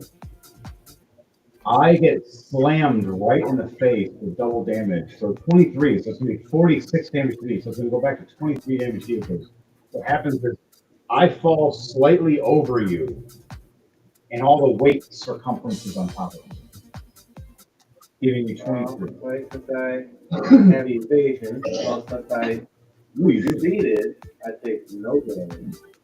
Okay, so you just barely get out of the way as you just, the only thing that kind of flaps over you is my wing. And you just look at it, flip off the wing, and you see me just squished by a rock going, twitch, twitch. And the purple tweakling that's your healer, your cleric, is going, and just coughs up some blood. And you just hear laughing from the distance down the hall. I did see it, and there was nothing to do but stand in fear. Wait, I could have dodged. You see she starts coughing blood. She's not very bright. Like, she has a lot of wisdom, but she has her intelligence isn't that high. Wisdom does not contribute to intelligence. She is the meme I just saw earlier for clerics. It's like, huh, what's reading? I have a book. I'm just gonna heal you. Okay, so back to it. Ruben, is there anything else you do? You still have a bonus action? I'm going for the 100 mark. Oh, okay, never mind. All right, so you're done with your turn then. Okay, now from there it goes to Grismot. What are you doing, Grismot? As you just, where are you exactly? You're staying, actually, you're down with it. So 5, 10, 15, 20, 25, 30, 35. You're about 35 feet away, so you do see. What is your passive perception?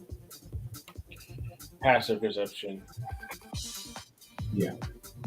If it's not over a 12, you won't be able to see him. At least over a 12. Games are the natural, like, 30, 20 of passive. 15. You just see everything.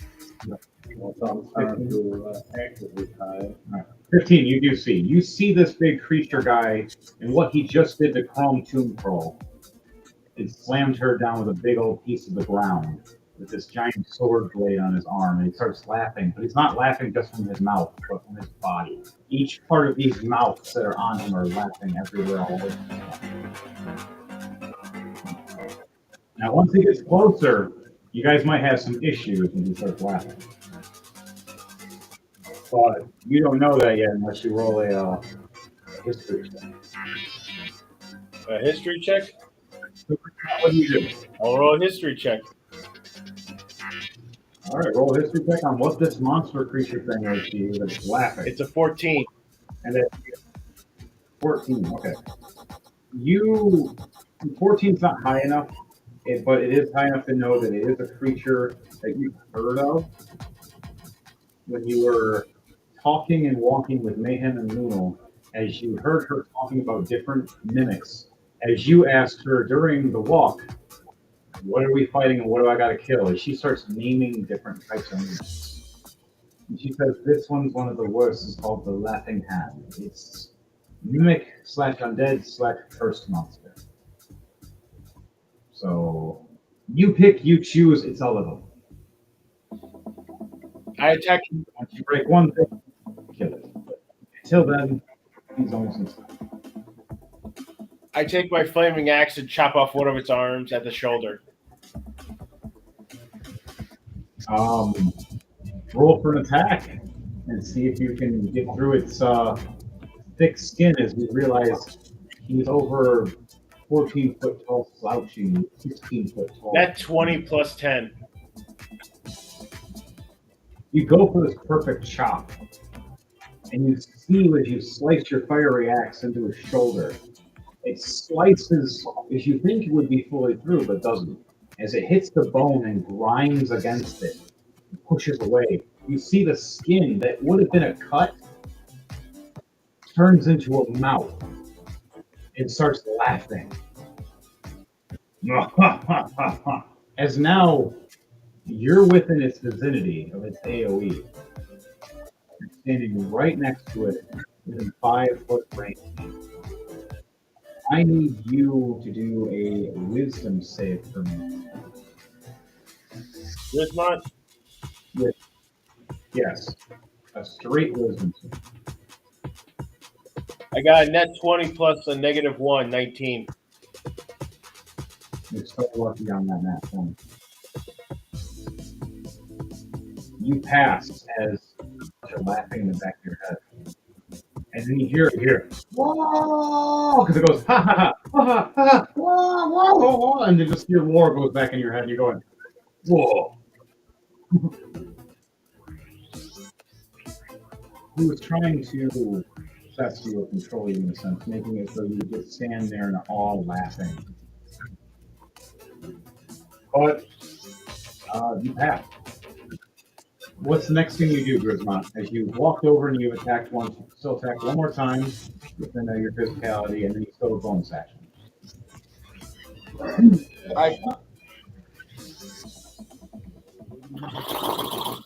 Falling asleep. I do a perception check to see what's around me. Well, you have that passive perception 15, so you see everything around you. So what is near me? All right, so I'll move your character properly. Sorry. No, you're good. You move. This guy's dead now. Yeah, up here. Yeah, F that guy. Move that wood. You run right to this guy, and you slash him, realizing he is double your height. Chrome has just got knocked down as a big chunk of the road has been thrown at her. Mayhem's back up. Dog is dead. This guy's dead. Fenrir is over here now. We're both standing over here. And Luna's enchanting one of my hatches because it's still next to her. Yep, Luna is over there, and she'll be actually doing something about that right now. She gets her reaction. And she goes, hey, green guy, catch. And she tosses the axe at you. And you see it glow green for a split second, even while it's on fire. Do you raise your hand to catch it? Yes. Right as you do, you see it poof right back into your hand. Like a fiery poof. But it's a green, like, poof when it comes back into your hand for a second. I grin, and then I take both my hatchets and go right for the knees of the giant. And she tells you as you do that, she goes, I only intended one, asshole. Don't throw the other.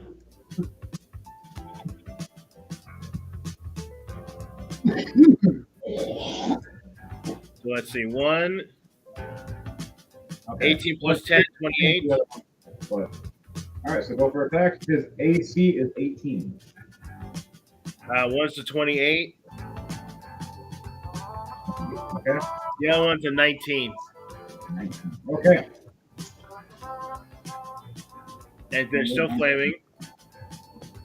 So Roll 8, damage and then roll fire damage. 10, 46, plus 3.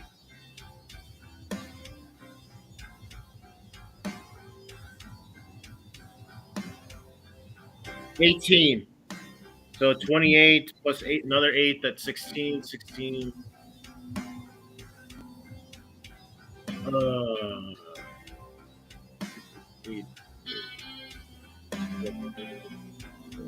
44. All right, you do all this slashing and damage. You see more mouths appearing and laughing. As they get burnt and they cut, and he just stands there. He does take the damage though, but he has high, high health, and you start seeing the wounds heal and just turn to mouths.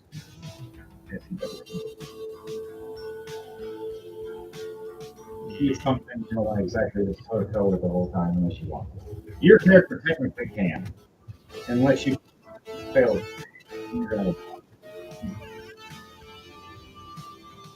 Okay. Then your turn. Yeah, that ends my turn.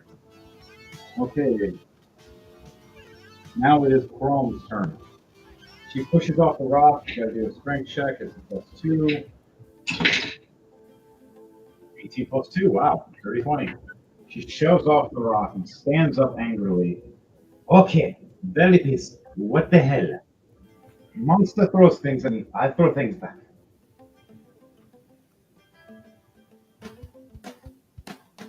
You see Chrome start having her eyes glow. Let's see. Ooh, here's Henry, I'm going to get some more water. All right. And she casts silence on the laughing hand.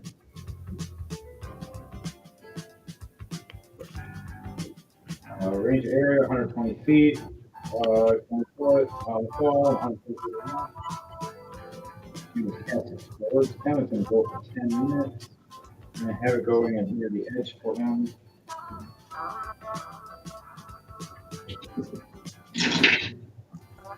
Okay, he failed. Okay. So that works. I cast silence at second level.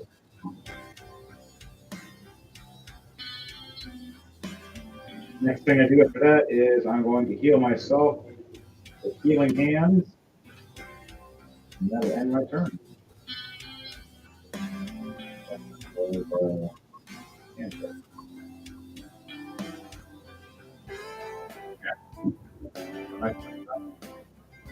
NPCs. The creature looks over and you see him laughing, but you don't hear him laughing anymore. Even the creature itself is confused, looking around, trying to wonder why it can't make a noise. Swings to attack against Brisma, but it rolls a 2 plus 10. 12. It misses. Goes for another attack at 17, hitting Brisma. Giving him 27 damage of slashing damage.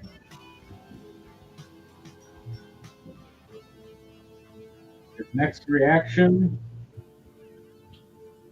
he's going to step back a little bit, actually, realizing he can't use his laughing effect.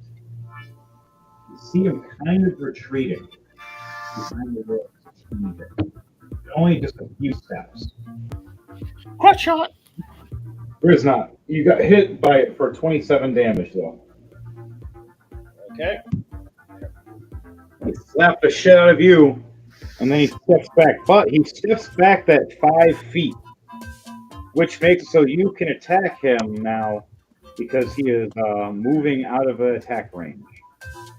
It's an opportunity of attack, it's called. Okay, I can do that. And then NPC get that like that. Okay, so roll for attack. You get 1 attack.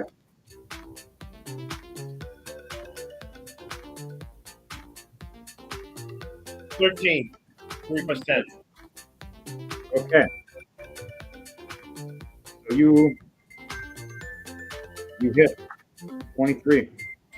How much damage are you doing? 5 plus fire damage. 8. 8. 5 plus 8. Okay. That slash you did, you noticed something though. He's bleeding, and it didn't turn into a mouth because silence made it so he's laughing. The laughing is not making noise anymore, which is not healing him anymore. As he moves back a bit more.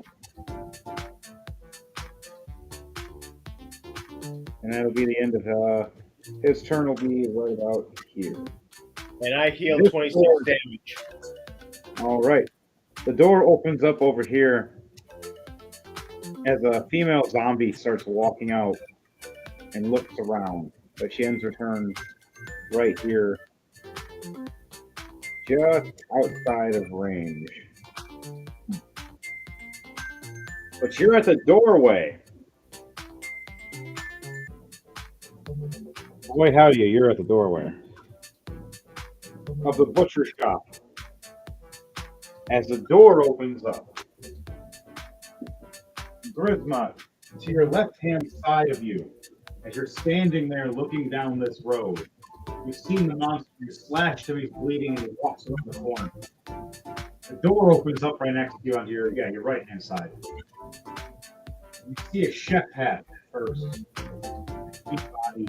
You see it shape and change. And looking like a giant D20. Giant thing of teeth appear. And a huge tongue that's the size of your body comes out of its mouth.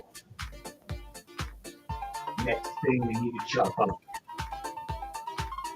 As it reaches the giant tongue, That's what my axe is saying. you need to do a dexterity save for me. Do I have advantage? Yes, you can do this.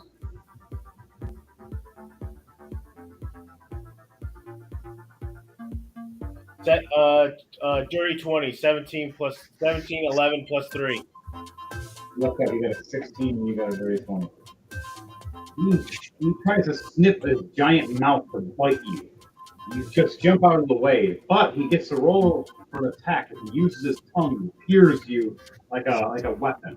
As you see it shape shift into like a spike at the end. And it hits you. For a nat 20, he hits you. Damn. Does 28 damage altogether. It was 14 damage times 2.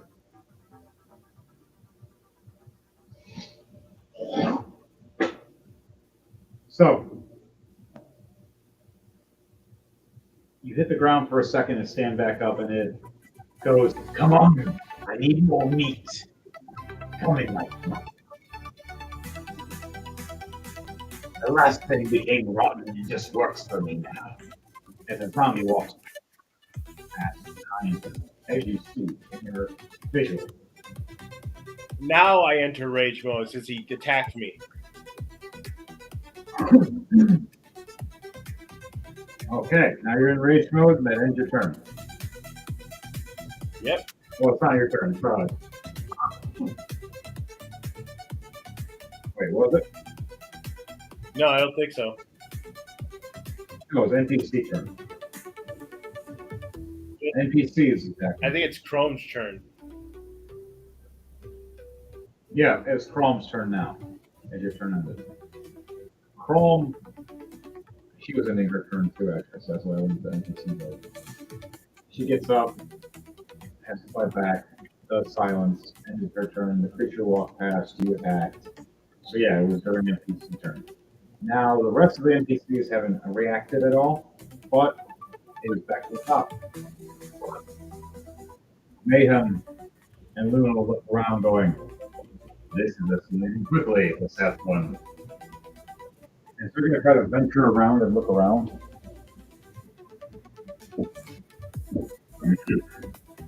As he's dead. Chrome's back up. Move. Mayhem's talking to Ghost Person. Ghost Person flew away, but we're going to have it so they pop something else.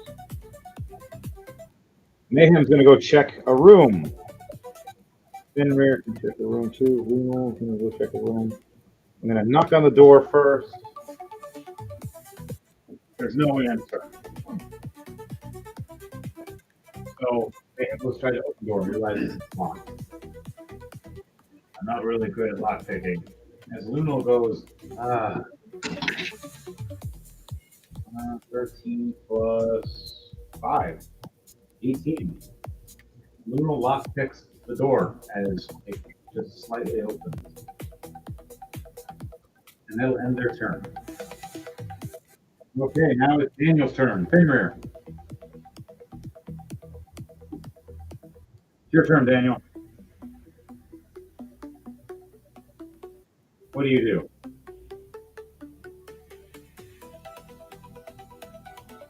Daniel, are you there? He might be busy. Okay. Censor's going to Well, be the next silent. he's got other things to do, more important things. Edward Knight, it is your turn. What are you doing as you left that house on fire? The kid's gonna be following you around. I'm still heading towards where everyone else is.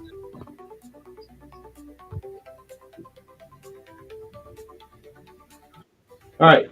As you guys are, you notice the zombie dog trying to attack you. What do you do? As he's blocking your way to try to lead towards everybody.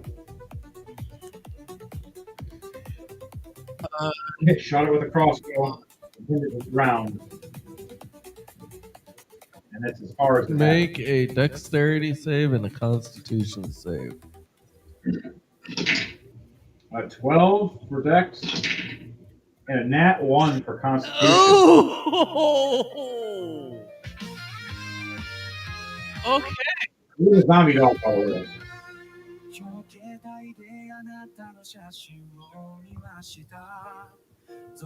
The one that just takes the normal damage takes 38 points of lightning damage, thunder damage, and then the one that took the nat one double that. So that's all for the same zombie dog. How do you want to do it? And you see Kit first sway over and try to protect you and fire a crossbow bolt and fire 2 of them at this zombie dog, hitting one claw to the ground, hitting the part of the head to the ground. Right as it rips free, looking up, all it sees is you striking with this man. It's just I look down at Kit. I'm like, I think this will do a bit better. As I pull my staff off my back, set it down, and I'm just like, thunder and light. As a massive bolt just shocks down right at the zombie dog.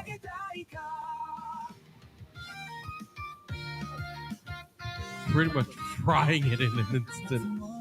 While flattening it from the thunder. You see it right. You see the bone structures like a cartoon, and then you see it turn to dust.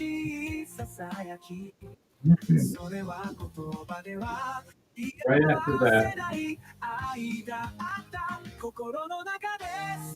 you have a clear path. You can move forward now. You move forward. You will be crossing paths sooner or later, but you still got a couple of houses that are right by you within the area. Yeah. To find the magic books that you have.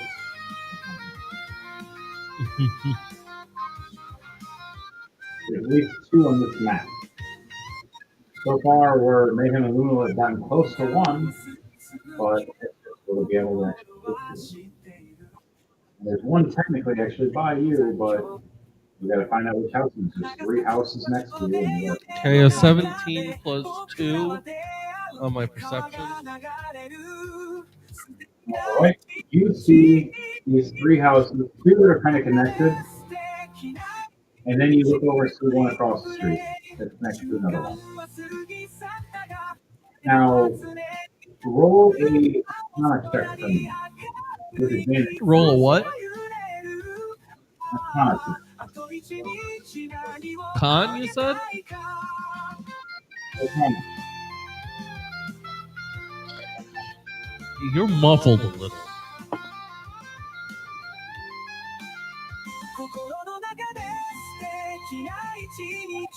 Arcana check. The,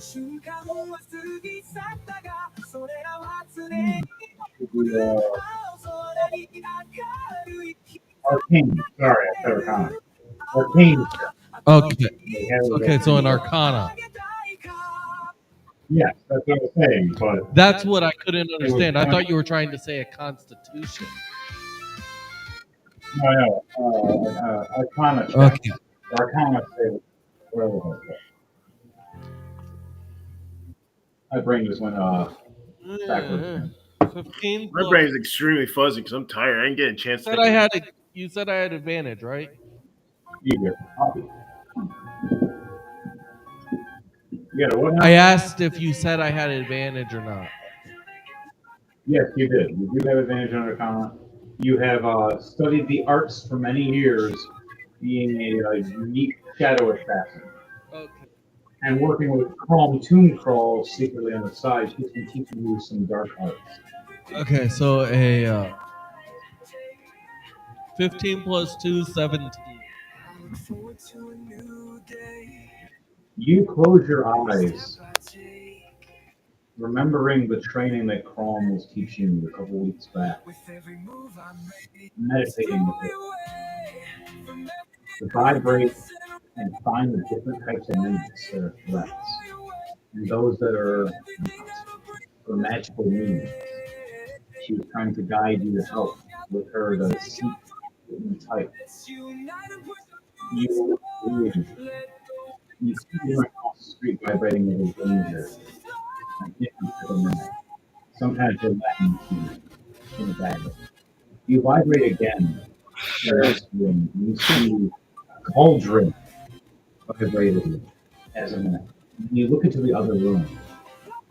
You see a book shape glowing a different color than the other one. You have your eyes closed, meditating, feeling the vibrations of them. You know it's right on your right hand side right now. It's the building close to you. You have to take back and backtrack a little bit to the entrance. Or you can try to enter the window that is on your right hand side. Risking I am going being to have my exposed. unseen servant go grab it. The thing I actually have the character out. Unseen servant is right here. I'll show you on the camera because it's actually kind of hard to see. He is unseen. He is see-through. Everybody see him? Yeah. Yep. Well, no, technically we can't see him since he's Yeah. translucent. Yeah, you are here. You guys fuck dog. You are standing here now. Dog's dead. How ironic that one's going after Edward. No, it's not going after me.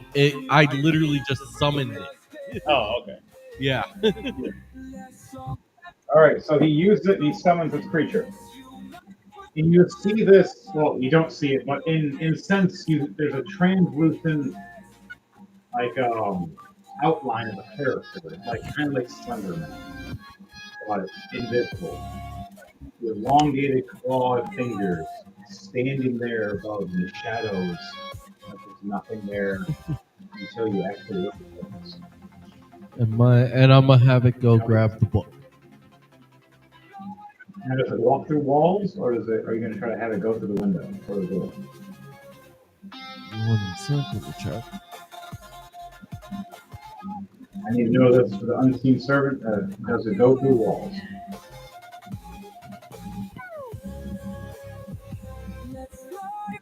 It is with magical means, but some things with magical means don't go through physical attributes.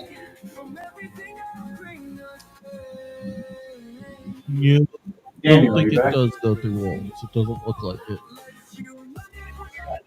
All right, you'll be next after this. All right, he said it doesn't go through walls. No.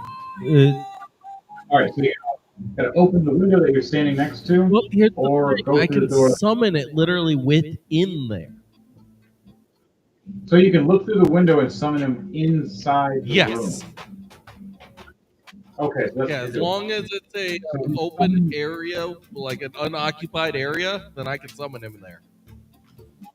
All right, so yes, that works. So he will just raise in there, in the middle of the floor of the room. As you notice, there's a zombie, like a ghoul-looking creature, walking around, guarding the door, waiting for someone to come through the door. Like his back is turned to your unseen servant, but he's waiting at the front door for someone to open up. So it was wise to use the unseen servant then. Very smart and very wise. I like what you did there. As you're in there, you do see a couple crates and boxes. You see a dead body laying there that looks like it's been half eaten. Then you see the corner. Was your unseen servant able to grab things? Yes. Okay. I'm wondering. I'm wondering. Is there anything that I can knock over in a sense that can get the attention of that guard away from the door and away from that and make it where he's not even going to look at that area? Well, he's looking straight at the door right now, focusing on the door, like a task. You are staying where the window is and actually right looking down where the book is. And all you have to do is open it if you need to and see if you can have the handle to it. Okay, I'm going to do that. But you have to off the window first, so you have to do a sleight of hand check. Okay. And either you're the one that has to unpick the lock, and you have to have your unseen servant be the one that grabs the book. You have a double task. Each one has to do something, and you have to do this both stealthily. So not only do you have to pick the lock, you also have to do a stealth check for you and the unseen servant. Mm-hmm. You have an advantage of both right now. Okay, for me, nat 20 plus 6 for the sleight of hand.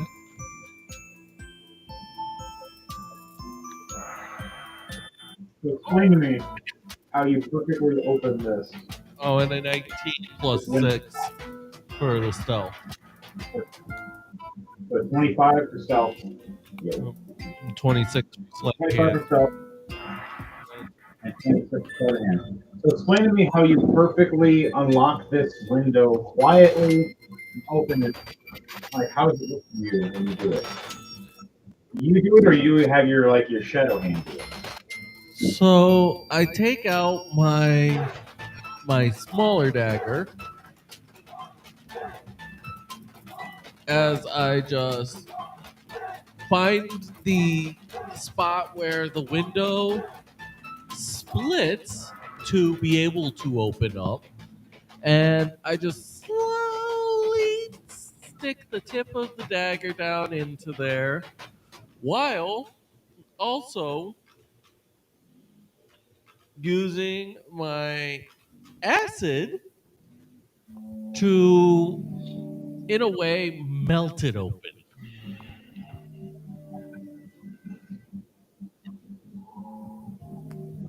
So, using the acid to melt the locking mechanism as you're using the knife to pry, and Yep. as melting the metal and weakening it so the knife can pry it open without it opening and being Yep. loud.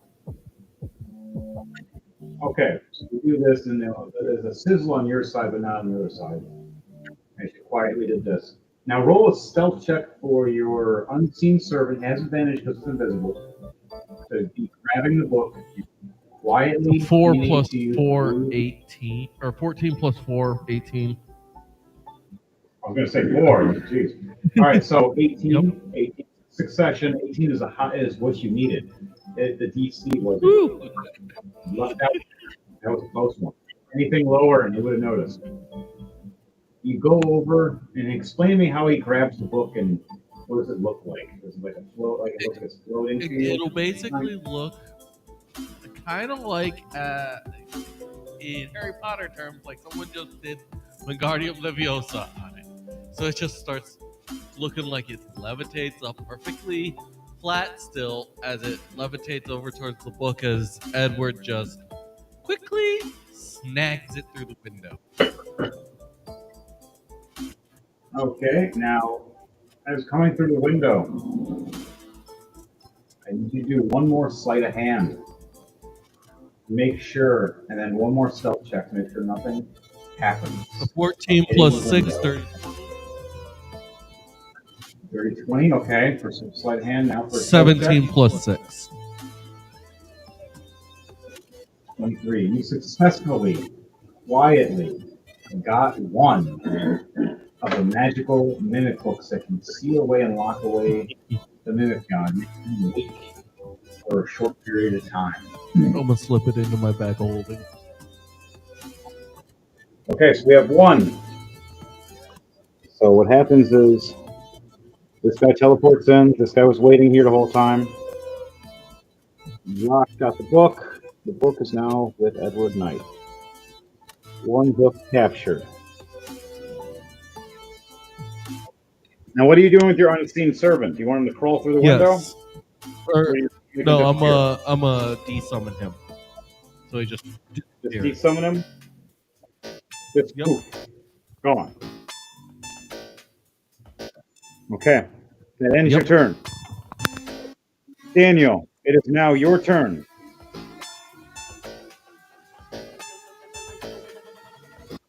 Daniel, Fenrir. Yeah. It is your turn now.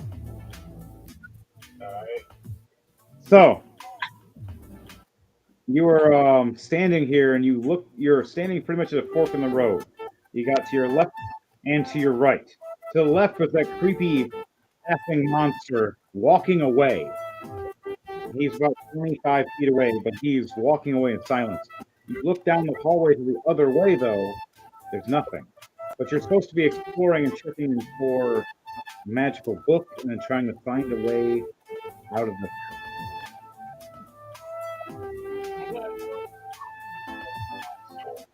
All right. When you're going, you're right here. If you want to go to the left or the right, so there's the left building that's it's slightly medium-sized with a stairway up to it to a left-hand door, and then to the right, there's a smaller building with the doorway opening is a little further down. Or do you want to take the other right that goes further down the road to other buildings and explore more? What do you want to do? I'll take the path to the left. Okay, that would actually be the right for you. But all right, so you go this way down the unexplored path, and that's all your movement speed. You look down and see another fork in the road to your left and your right, down a hall or down two different ones, down an alleyway, and the other one is down a road path for you're not sure. But you see more buildings. You see 1, 2, 3, 4. You see 4 more buildings ahead of you. Now, do you just want to hold an action for if anybody gets aggressive around you, like enemies or anything? All right, so that will be the end of your turn.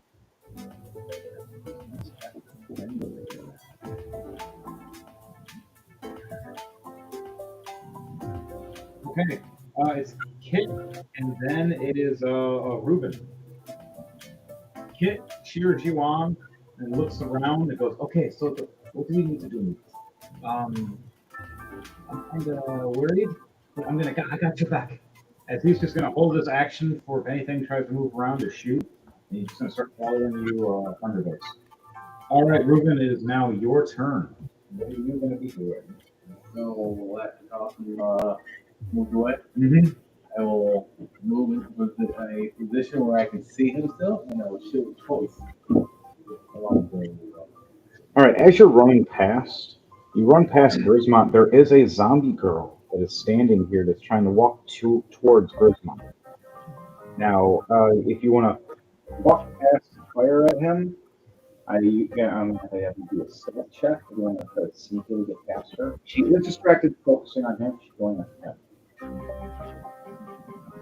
I'm under a 50 range, so I will get to a distance where I'm not. This is a building right here that's blocking your path and shooting. Yeah, okay, I'll do it. You can run past her if you want, or you can just shoot her instead. He's going towards him. He's focusing on Grismont right now. But she doesn't see you because you're so small. I was wrong doing last time. Next, he's going to run at her. All right. Roll 2 physical attacks. You both hit. He is.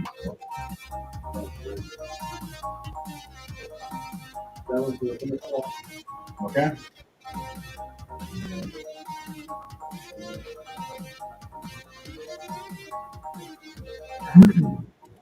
What'd you get? And 26 second. So, you run right past her. She's trying to walk to Grismont, attack Grismont.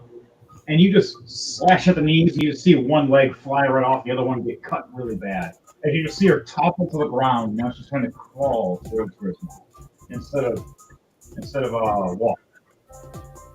You still have a bonus action. Yeah. Which is either physical attack, or if you have a cantrip or anything else, or a grenade. You're just going to throw a grenade at it. Put a grenade in your mouth. Throw a lawn dart. Oh, yeah. I used to love that song, and I hate that song now. All right, you still got Sentinel here, so it does fall past you quickly.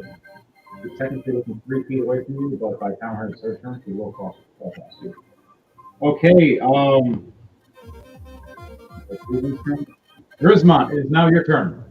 The Dark Trooper. Chris. Chris, are you there?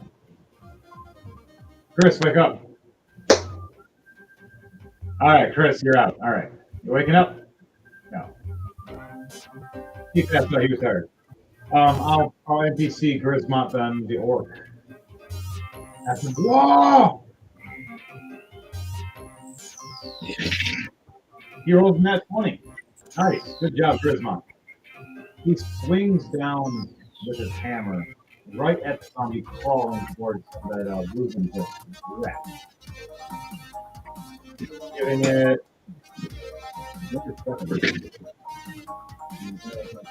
25 is times 250 damage. Grismont, how do you want to do this? Chris. I'll do it first. He slams down the hammer right on the zombie girl's head and just explodes it. He smiles and goes, "Some good squishing." That ends Grismont's turn.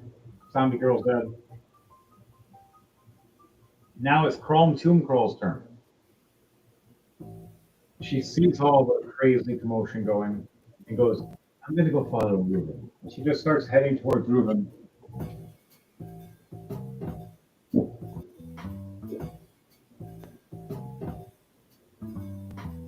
Dead zombie girl gone.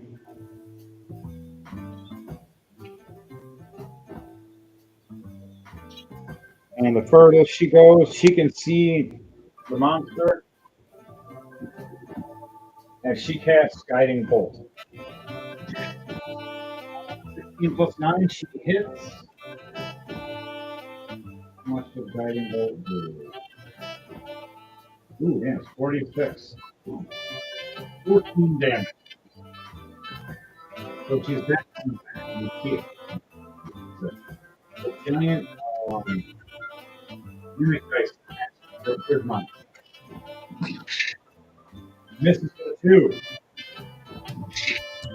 Misses again. A cool space to get through.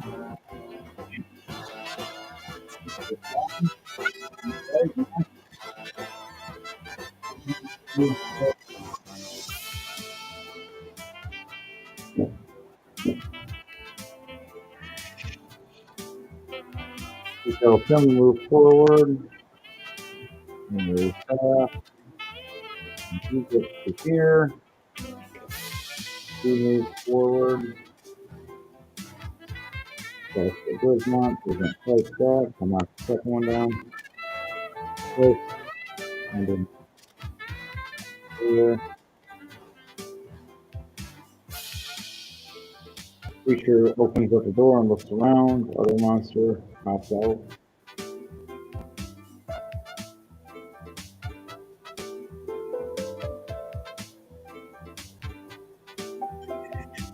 All right, now it goes to NPCs. This one doesn't attack anybody. This one's in here. Wait the door. Open the door. Around. Chilling. He comes around and he sees Fenrir. All right, Daniel. You're gonna get shot at. I'm sorry. It's a bow and arrow being fired at you.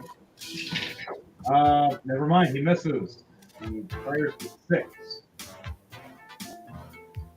Fires again.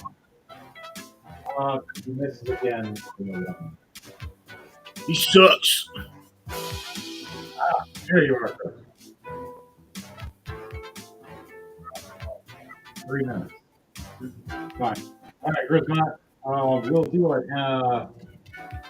You got to attack for the giant creature monster again. Anything you want to say or do as that happens? Bring it. Because he completely misses when he tried to attack you both times. All right. Here that, guys. No. Mayhem and Luna finally open that door. They look inside. Mayhem goes, "Hey, Luna, they found the book. All right, I'm going to go in." And all you hear is, and Mayhem going, "No, no, no, no, no, no, no." And a zombie runs right at Mayhem, rushing him to attack him.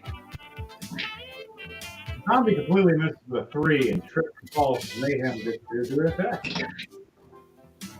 12 plus 7, so 19. He hits. The 13 damage plus the fire damage. 6. Severely damages it. And Luna goes in trying to grab the book as Mayhem distracts the monster. So I gotta roll dexterity. She fails for 3. No, it was a fail. But her stealth is an 11 plus 5, so 16. She just barely gets, not noticed.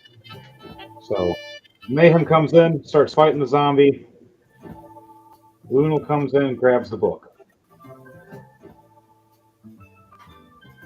That ends their turn. All right. Back to the top. All right, Daniel, it's your turn. What are you going to do now? You're down this fork in the road. This guy shot a bow and arrow at you twice. What are you going to do? As he's like an undead soul or an undead guard. Kind of like a vampire guard. About 25, 30 feet.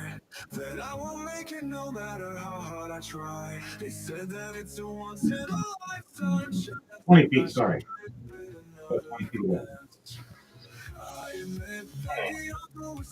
What do you want to do?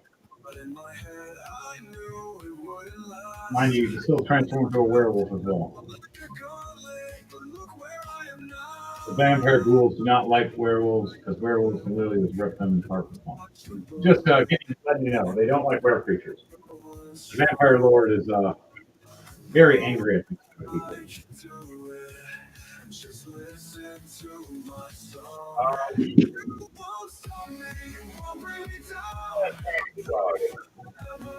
All right, you gonna run up and attack?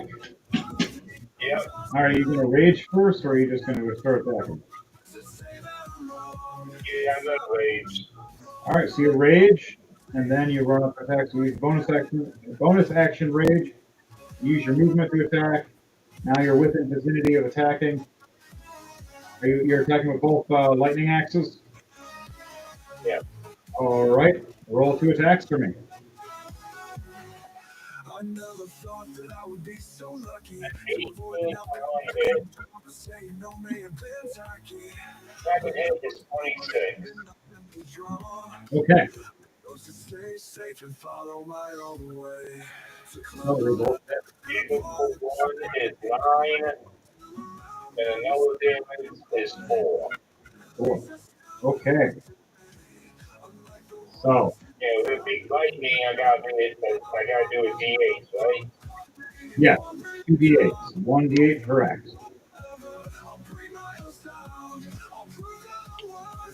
One is an 8 and one is a 6.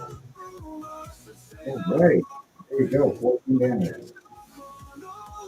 So you hurt him severely. He's not dead, but he is hurt really bad. He just ran right up to him and ripped him up. You still have a bonus action, so you can do. No, sorry, you can use at the rage. And there's actually the rage gives you a +3 per attack. So you get +3 to those attacks. So it's a +3 to your damage per one. So that's an extra 6 damage that is done to him. He's not dead yet. But you can see he's pretty hurt. Okay. So what do you do from there? Anything you say before you end your turn?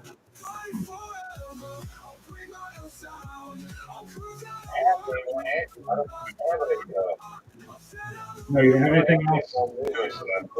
No, you're standing at the guy, you attacked him, and you're done. And you rage.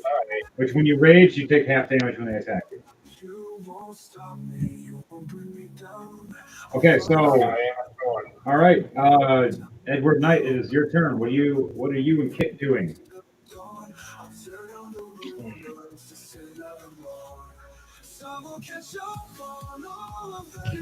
Still keeping on moving towards where you guys are. We're still not there.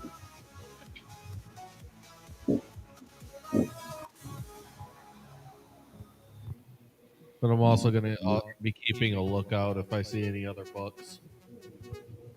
All right, you have 2 buildings. If you want to explore those buildings and check them out, if not, they you can just keep moving to your left.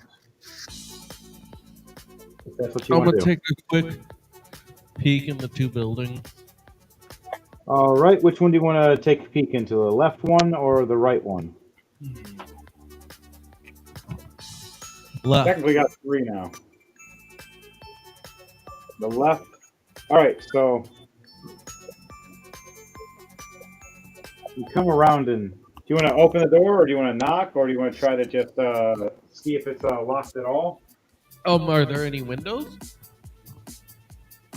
There's one at the front.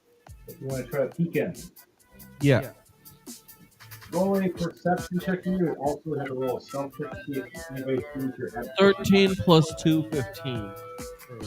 The perception. Okay, now roll a stealth check to see if anybody's going to see you popping your head. 15 plus 6, 21. All right, so no one sees you, but all you see in there is mostly darkness. Barely, you don't see much. You kind of see a shelf, like a bookshelf, and you see like a coat on the bed. That's about it.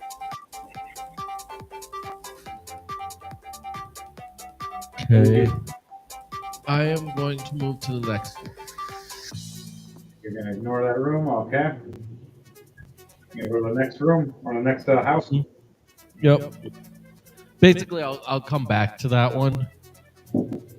Unless it intrigued you or caught your attention. Okay. The next one's right here. You notice that it's called the Armorants and Weapons. It's the weapons shop. You want to check the door and go open the door, or do you want to see if it's locked or not? I'll check. All right. You reach your hand and you fiddle the door and you realize it's unlocked. You want to push it in and open it? Yes. All right. You open it slowly or fast? Slowly. Okay, you open it slowly. And you see there's a bell above. You want to try to stop it before it rings, or do you just want to let it open? I am going to try and stop it before it rings. I'm going to you to roll a sleight of hand check for me. It's going to be a straight roll instead of advantage. Nat 20.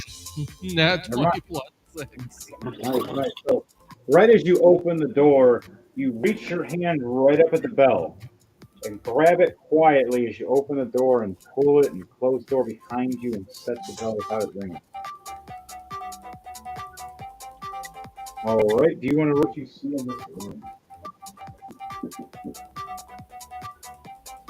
16 plus 2, 18. 18. Okay. You see the armorants and the weapons all around hanging on the shelves and decks. You see the table where there is supposed to be the seller's table. And you see a woman standing there. You don't hear any shadows above in the darkness, but she's just standing there quietly. You look around and see a bag of money, and then you see a couple other bags, and a bag of holdings, other things in a box that says magical bags of sorts. What do you say or do when you notice this all quietly? Do I see any books? No, this is a weapons shop. Okay. You don't see any books though, but you see a person standing in there, and you see a bunch of other things, and items and bags, and like magical bags for purchase, or magical weapons, or armors. I take a look as to what, like, what weapons they've got. All right, you're looking at the. Look like- You want to go to the store clerk and ask about the weapons? Sure. As you walk up to the store clerk and say, "Ma'am, I'd like to see your wares," you hear, "Where's the meat?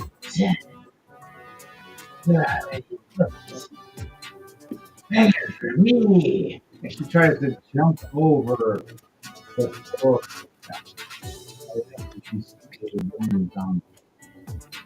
He tries to what? You are muffled. It's a woman ghoul zombie. Okay. He is jumping over the store clerk desk at you.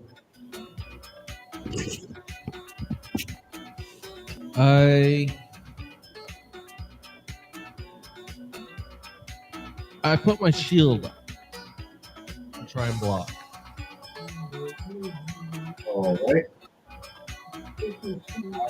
Roll for the attack. 5 plus 7. He misses. So what do you do with your last action? My last action, I am going to make a dex save. You're gonna what? Make a dex save. A 10. 8 points of acid damage from acid splash. All right. So she gets splashed with acid, screaming as her flesh starts burning fast. Okay, anything you say before you end your turn? All he says is, "I was just trying to see your weapons." And she goes, "I'll take yours and your soul." All right, then ends your turn. All right, Kit walks in and fires an arrow at her. A nat 20, nice. So right when he opens the door, the bell rings. He doesn't notice the bell. Fires across the wall, hits her, does 24 damage, 14 damage times 2. No, sorry, 12. 12 damage times 2. Both of it wrong. All right, right as the door opens, the bell rings that they're getting firing the crossbow bolt. A mimic jumps out of the box of bags as a mimic bag lunges at Kit. 19 plus 8 to hit. 27. As this giant bag gets bigger and lunges and bites right onto Kit's shoulder. You hear Kit screaming, taking 26 points of biting damage as blood's pouring all down his chest. That ends Kit's turn. Nothing else Kit can do except for get chomped for that turn. All right, Ruben. What are you doing? Well, take one slash at the zombie chick next to me. She's dead now. Is that it? All right, so you're now within range of shooting the big guy if you like. Cool. Yeah, pew. All right, you get 2 shots. What are they going to be? That's that motherfucker.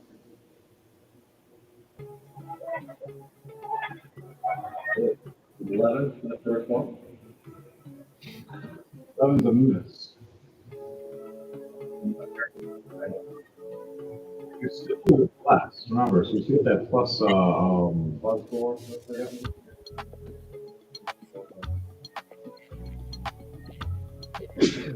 Woo! You did it. Woo! 17.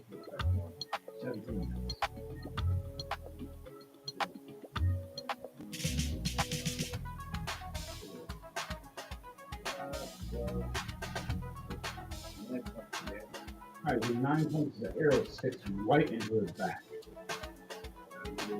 30 feet.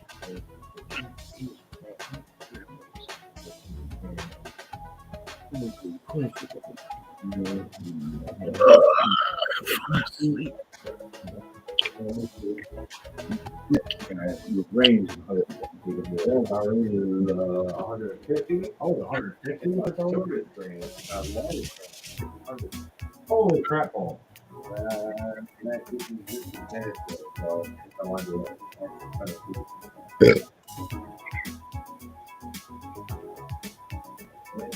150.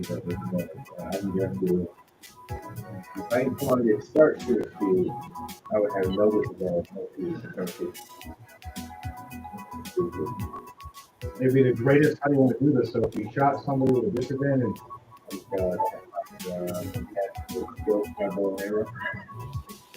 got a wish spell. Always have advantage in your firing. Yeah. All right, so back to it. Is that all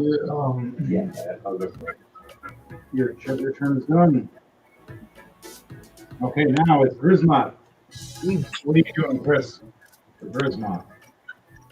As the giant monsters kind of flew into that room to eat you. You want to try to fight back? Yeah, of course. You twice now. You failed twice trying to eat you. I fight back.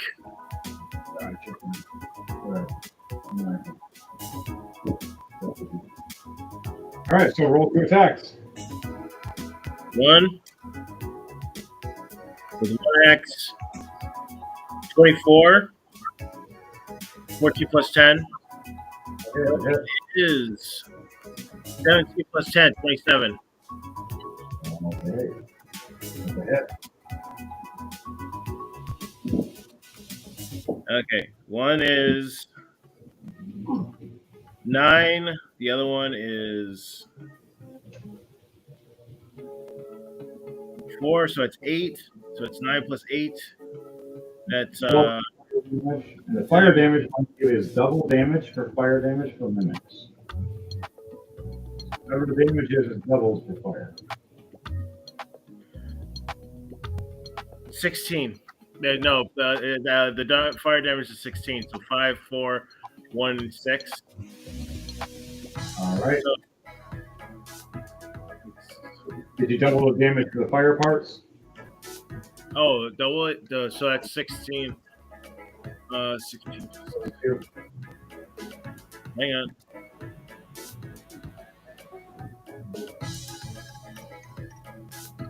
$32. Yep. All right. You severely hurt this giant creature. Let's see if he's on fire. He fails. He's on fire now. Reaching to trying to fight you and trying to pull you into his tunnel. You still have a bonus action. Do you want to use that to attack as well? Actually, it's 49. And because of my pennant, I get that. I get times 98. 98 hits of points back.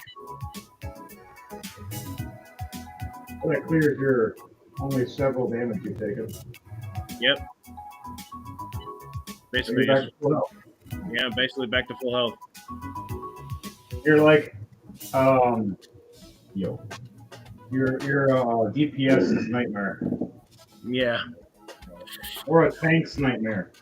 Tank tries to hit you, holds you back, and can't hit you and holds you back. You just keep hitting. Unless they have a Vorpal sword, then you're screwed. Yeah. Technically, you can live decapitated. Mm-hmm. You are in a mushroom orc. A different type of orc, a different breed.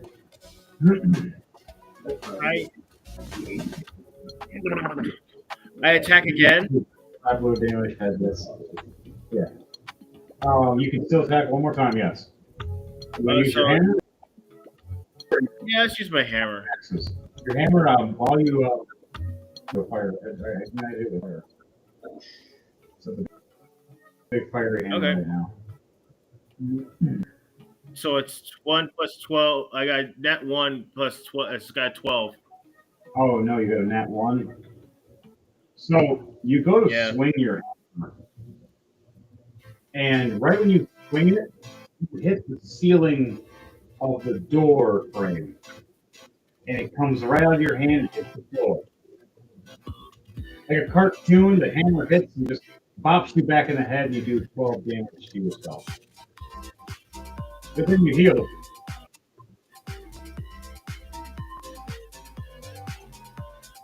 Fine. Everybody gets nat 1s. Mine are comedic as hell. Yeah. Oh. What do you say? I say ow, and I start grumbling and cursing in Orcish.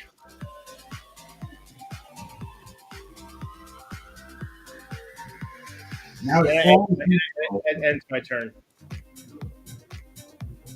Chrome follows Reuben. And how far does her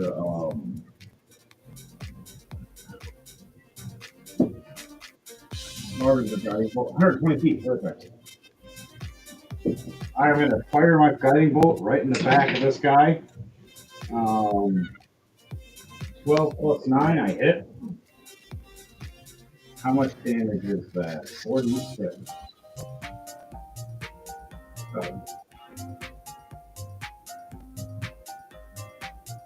16 damage right to his back.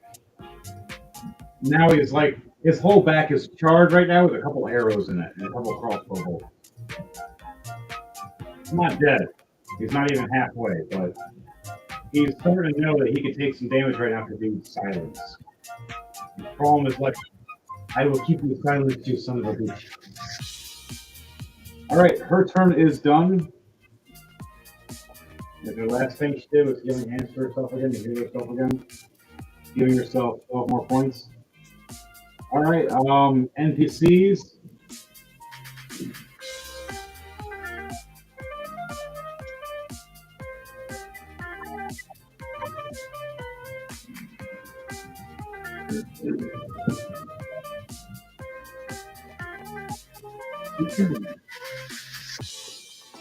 NPCs.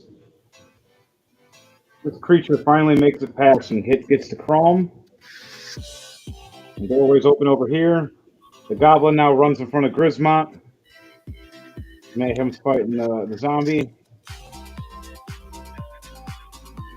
He's fighting him. Okay. The zombie girl's fighting you, but you killed her. No, you didn't kill her yet.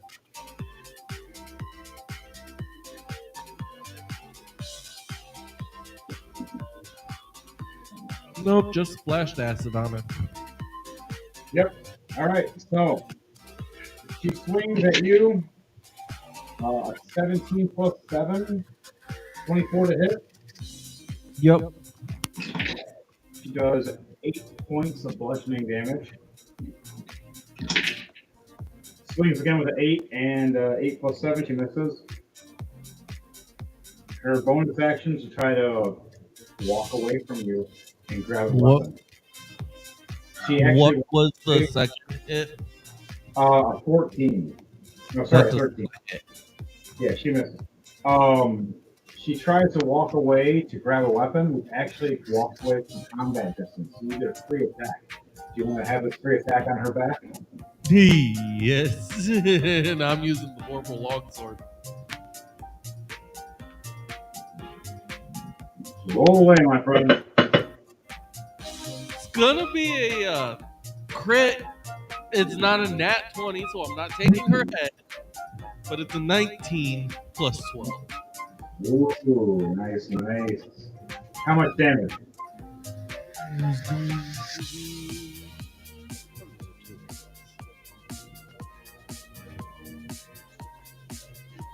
$17 slashing damage. How do you want to do this? As you slash her bone just enough to make her head as heavy as Spencer. So instead of taking her head, I'm just gonna split her in half. Nice. Hot dog way. All right. Slightly. She walks to go reach for a sword and reach for a shield, and she's like, they're always too far away. And she realizes she can reach for both. She's like, wait. And then her eyes crisscross, and there's like a foot missing of her, and she's in the middle going, uh-oh, and both halves just fall down. Right in front of you. The mimic is chomping on, not anymore. The mimic was chomping on Kit, but just rolled in that one and fell off. And Kit gets to do an attack of opportunity. Yeah, 19 to hit. Hits. With a scimitar, doing 5 damage. And that's it for him. The other monster, that's 13 to hit, miss. Second attack, 13 to hit, miss. Bonus action, 4 to hit, miss. Chrome is like, but at once, no one's hitting me. All right, back to the top. Mayhem is going to hit that zombie. Misses the first one. Hits the second one, 11 plus 12. And completely misses his bonus action attack on that one. But, yeah, okay, he's not dead. The zombie gets a free attack on him. And this is Lulu grabs the book and puts it in her bag and walks out the door and says, you take care of him, Mayhem. All right, Fender, it's your turn, Daniel. Chris, you'll be coming up after Edward Knight. Okay. All right, Daniel, what are you doing? This will be the last turn before we end it for now. We're going to do a to be continued next week. Daniel, you there? Daniel. Daniel. I think Daniel's back. Daniel. All right. I'll have Daniel attack. Miss the first attack, miss the second attack, bonus action, miss the third attack. Holy crap. Sorry, Daniel, you missed all your attacks. Okay. DJ Thunderbase, your turn. You have a mimic who's attacked Kit. It's in that room with you guys right now. What are you going to do? I need it to make a dex save. 15. Okay. It is taking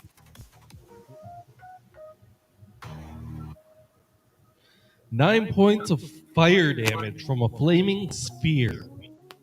Ooh, nice. Okay. And it's double damage, so it's 18 points. All right. Anything else you're doing with him? 15 plus 8, does that hit? Yes, it does. That is going to be 23 does hit. 17 points of fire damage from Firebolt. Firebolt. Nice. It's hurt, but it's not dead. And then bonus All is another 15 plus 8. 23 again. Henry. Yeah, Daniel. And 16 points of fire Hi, buddy. damage. That finds it. Yep, I'll talk to you later. All right.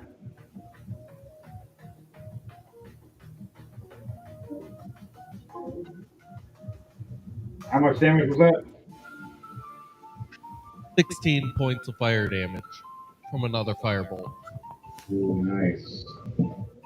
He's close. 16 is doubled. So it's Yeah, I think 32 all damage. 3 attacks had double damage because it was all fire damage. All right. So that's how you want to do this.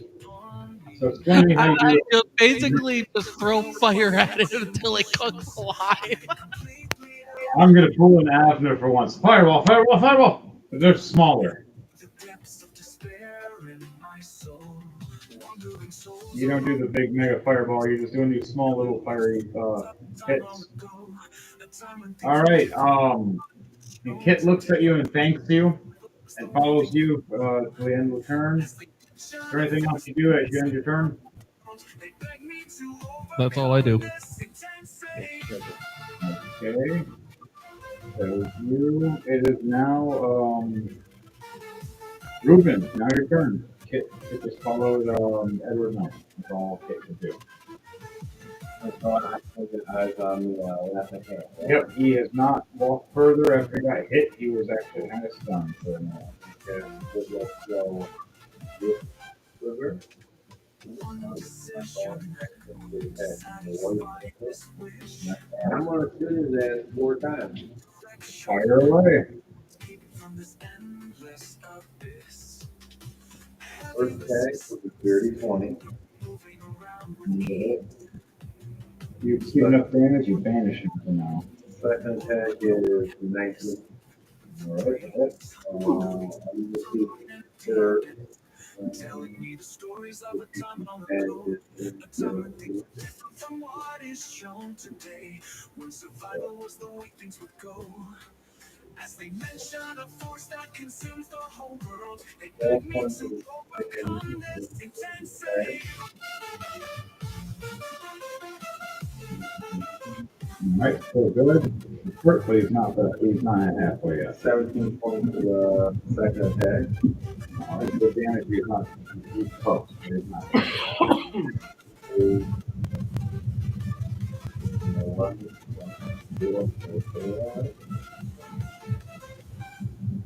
15 to hit. As for he is right now, he's standing still, you do hit. The end is coming. Well, as it will let the DC of him drop to 15 as he goes. 15 points to hit. Gotta hurry up. So, with all this, is that your last damage? With all, Yeah, one more attack if he doesn't stand. yeah, he has to finish that. He's aware. What is shown today? When survival was the way things would go. Another 15 to hit. He just hit. Force that consumes the whole world. They beg me to overcome this intensity. 19 points of damage. All right, so he's vamping, but how do you want to do this for the vamp? He's good. He's not dead, but has to teleport back to his boss because of the damage. Every single arrow goes into an open mouth. That's all it is. So every single time you see a mouth trying to open up and breathe, arrow, arrow, arrow. And just his whole back just has several arrows, and he's just walking, and his back is cursed for me, blasting it, burning it, and you just arrow, arrow, arrow, arrow, arrow. And then just finally at the end, he just reaches for the mimic door, and just you see him glow. And he's like, "No, not this way. You're gonna be angry." You see him teleport away in this like fiery bliss. Okay, you heard a screech. Mayhem finishes off that zombie. All right, last on the list is Grismoth. before we end this and have Calm do her part. Her part is literally just fighting this one dude. But all right, Grismont, what are you doing as this big creature is trying to fight you? Because you have two monsters in the room with you right now. Big giant mimic monster and a ghoul. Let's say a vampire ghoul.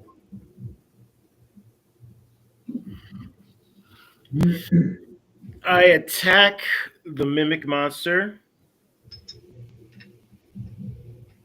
How close to the mimic? Which is the closest one to death? The mimic monster. You messed him up pretty bad. Then I'm going to take on the mimic monster. All right, roll those two attacks with flaming axes. You do double damage every time you do that. Dirty 20, 10, and 10. All right. That hits. And 17. All right, that hits too. And then that's, let's see, 4, that's 8. 1 is 10, so that's 18. Plus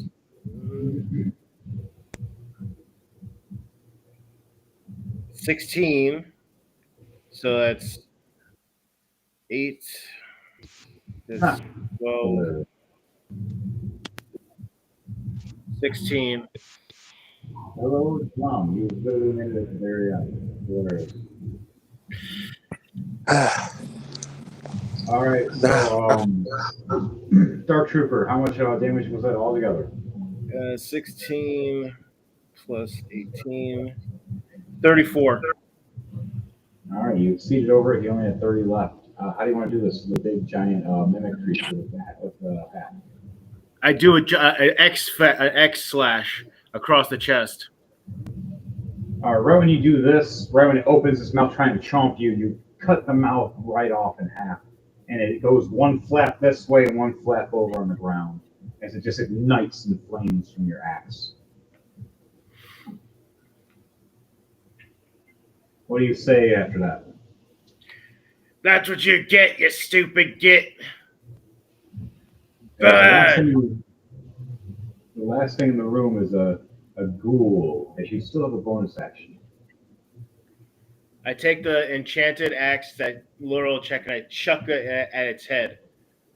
All right, roll an attack for me. You get advantage for this. Okay.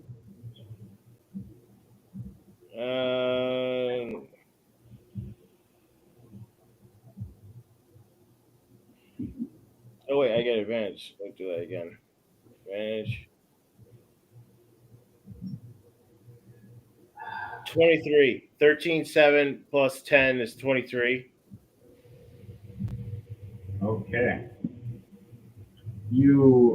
How much damage are you doing? 5, that's 9. 5 plus 4. And plus the fire damage. 14. So 9, 14.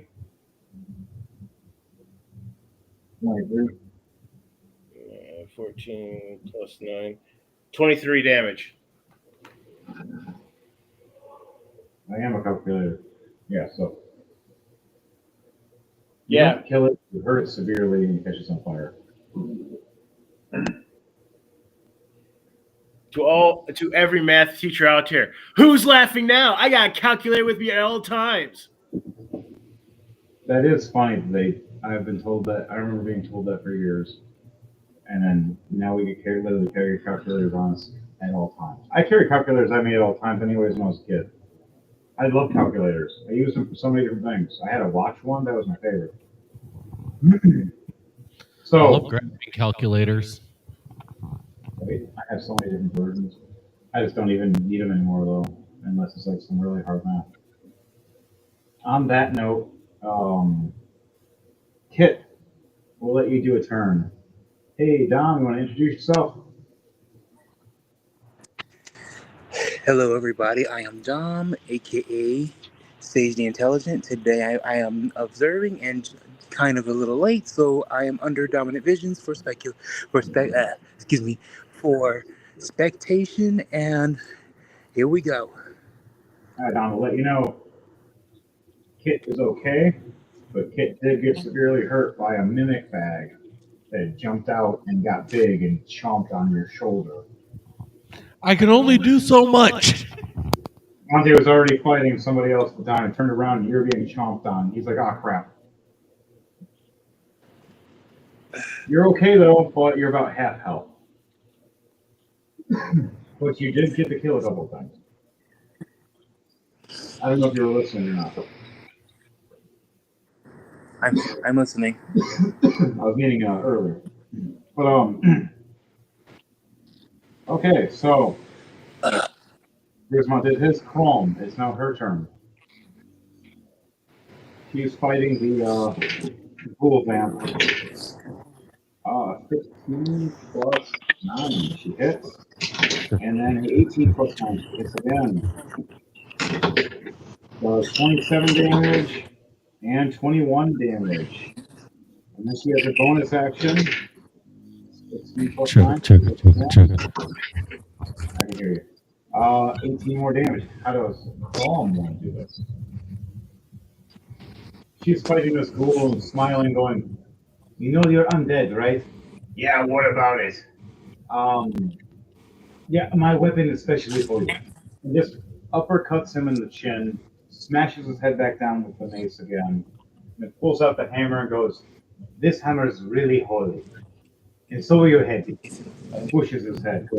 That one's for Grismont. I think you would like the squishy part. So that ends her turn. After that, you hear a message again from the Spirit Lady. You have found the 2 books of this section. Try to gather back up and meet me at one of the doors. One of the doors is a lie. One of the doors is the truth. You must find them. But that will be next week. Anything you guys say to that, to the character, before we end this? As you heard this, if you can reply back to the message. Are you pooping? Oh my god. Well, we're closing out. Not yet. Technically we will be, but these are the characters that just had the message from the one lady. What is your guys' response when she says one door is the truth, one door is a lie? She talks to Lucas. Okay, which one I gotta kill to find out the answer?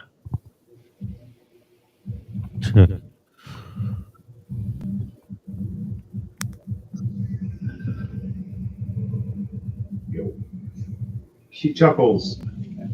I like this one.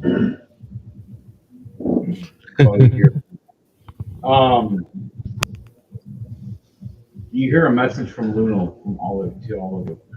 All of us need to gather up later. We need to figure out the next strategy. Or we need to make 2 parties. One to the left, one to the right. What does everybody say? But can we please have recovery on my shoulder? Oh, if you find one of the healers, Very painful. you gotta go to either Lunal or Crom. They're both the healers of this group right now. You have 2 healers. A crap load of everybody wants to kill everything kind of guys. James is like, I can heal myself. Smurf all of you. I definitely need to buy a halfling character and just paint him like a Smurf. I'm gonna buy a gnome, one of the gnome characters, and paint him as a Smurf with a couple of ones. Like Papa Smurf and a few others. Okay, so back to it. You guys, do you guys all want to meet up, or this is gonna be a 2 we continued anyways? We're gonna leave it there. All right, do you guys want to do your characters meeting up in an area first and ending it there? Safely take a small rest or a long rest? Question then? right? It's the one that's left hand and moving to next to the left and right door. Depending on the angle. Can I roll 2d20 to see if I can do something? Well, that's what it's left, but for you, For Sure, you, it'd be sure, right. What do you say, sure. Devontae? I was asking if I can roll 2d20 to see if I can do something. Yes, you can. So, the last thing mine is going to tell you. Rolled a 16 and a 6. He comes up here, but he actually comes back to here. And what I wanted to do was I wanted to see if I could take a hold of, grab onto Kit and transport both of us through the shadows to meet up with you. And what was that again? I said the thing I wanted to do, I rolled a 16 and a 6. What I wanted to do was I wanted to grab onto Kit and go through the shadows to meet up with everyone. Okay. So, are you trying to make it so it's like you're trying to gather the party all in one spot? Yes. Okay. Ay, ay, ay, ay. Take it easy on the shoulder. Your grip is hurting me. Yep, so you know he's still alive. You teleport there. We end up right here, which is by you guys anyways. We got 2 of the books. Grismont gets teleported by us. Chrome took out this dude. Chrome headed over here. Reuben by Chrome. You just now know that he's somewhere, but you don't know where. You just know he's within the vicinity. None of the. Okay, so we're all within each other of this town area. The only thing we can do is either all stand here, talk, and take a short rest, or build up a small camp and have it so you have 2 people guarding at a time that you choose. That take turns while everybody else rests. I don't know if you guys want to rest actually during a middle of town, middle of the street, but you try to act like you're homeless. My character is a 10. I'm down for a short rest. Luno has the magic door. You can always go move it. We can always move it into one of the buildings. There is an empty building that we did just clear. Oh, how long have we been here? I would say our characters have been here for maybe 45 minutes from now. Some damage to the fight. I think we do a short rest, not a long rest. All right. Okay, so everybody sit down. Yeah. To do about an hour. Everybody will be characters. So all your characters can take a short rest and put in their slots.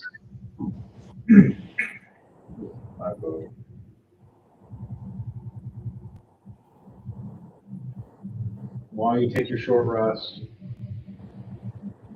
what do your characters talk about in that short rest? Any plans or anything? I boast about all the monsters I kill. So Kit is on the ground. Kit's on the ground, flat on the ground, staring above, just in silence. But his thoughts speak. When will all of this chaos end? And this pain is too unbearable to feel. As you have Calm healing you back to 48 healing points. So you're more than halfway back. I'll cast James is going to heal your yeah, I'll character too. cast second level cure wounds on you also. For 10 more points. And you gain 10 more healing points as well from him. So you're back up to full health, Kit. Thanks, Crom. I'm kind of concerned though about what's gonna happen next.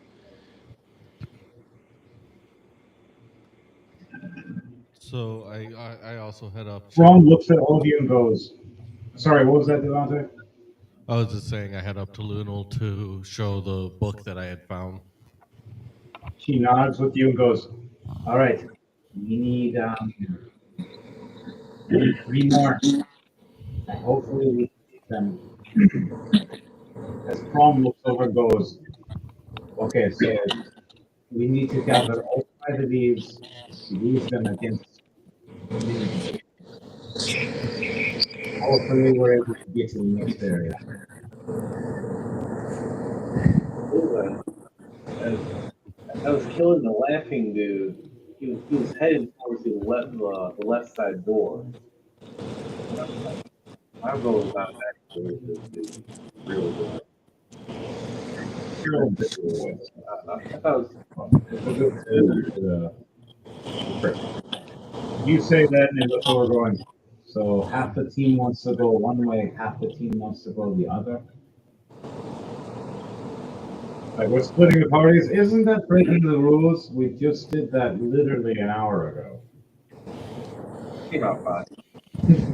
We did. We actually did come out fine. Everybody Yeah, split the party. I was in a complete. Kit and I were in a completely different location than everyone else.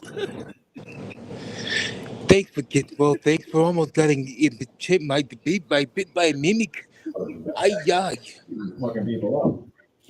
But hey, I'm only one dude. I can only do so much. At least I killed the mimic for you. Well, thanks. But just I try not to get eaten, please. But can we ease up on these ordeals, shall we? So, what does Grismont say to this new crew as he has met everybody? Kit, what do you say as you're meeting Grismont for the first time? Like, you see this big green orc man that's been helping us fight. And that's for you, huge man. You are you are too funny you are too funny and too powerful at the same time.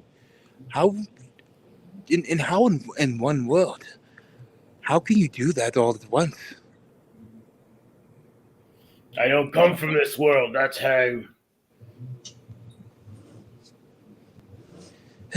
I'm an orc, and orcs are the best. Well, you said it. You said it better than I could. But last time when I encountered an orc, not good on my behalf. Yeah, he almost split you in half. Also, Grisma goes over to Luna and asks to get the other axe, his other axe blessed to return to his hand. She looks at you and goes, well, good thing we're here for a rest.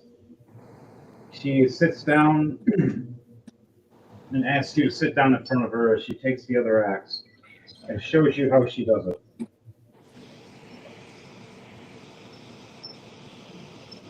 You see her magical book open up as she sits down Indian style and starts floating. Her eyes glow green and the book swirls. You see the other axe raise up and you see these little runes and print around it. You see it start glowing green.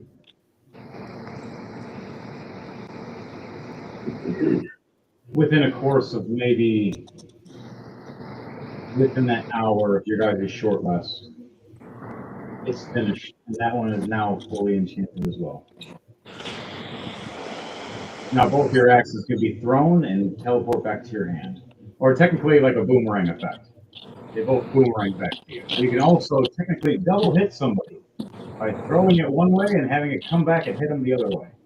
But you get disadvantage when they start coming back. And then Grisma goes, thanks.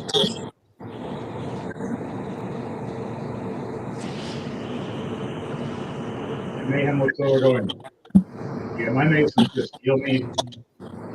Then I just hit. All right, so anything you guys say for the last of the rest before we end this with the show? Yes. Tune in on Wednesday, 9 p.m. sharp Eastern Standard Time for the Chaotic Minds podcast. Be there or be square. Anything?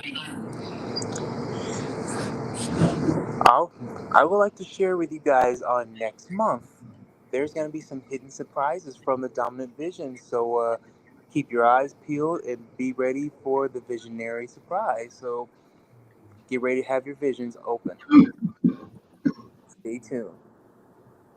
DJ Thunderbase, anything you want to say before we end this? Any promotions? I don't have anything as of right now. No. And happy Mother's Day for those mothers out there for the weekend.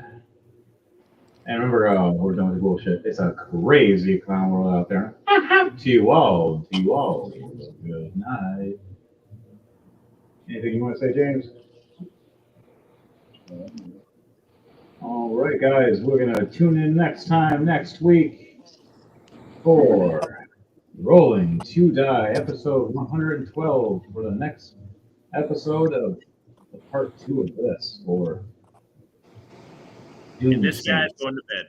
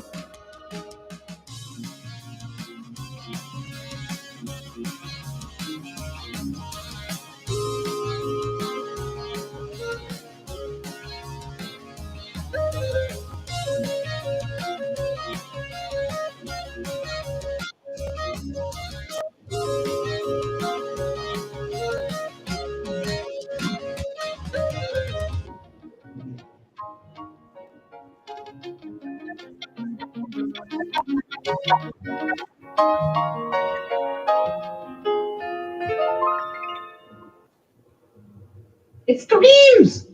Fireball!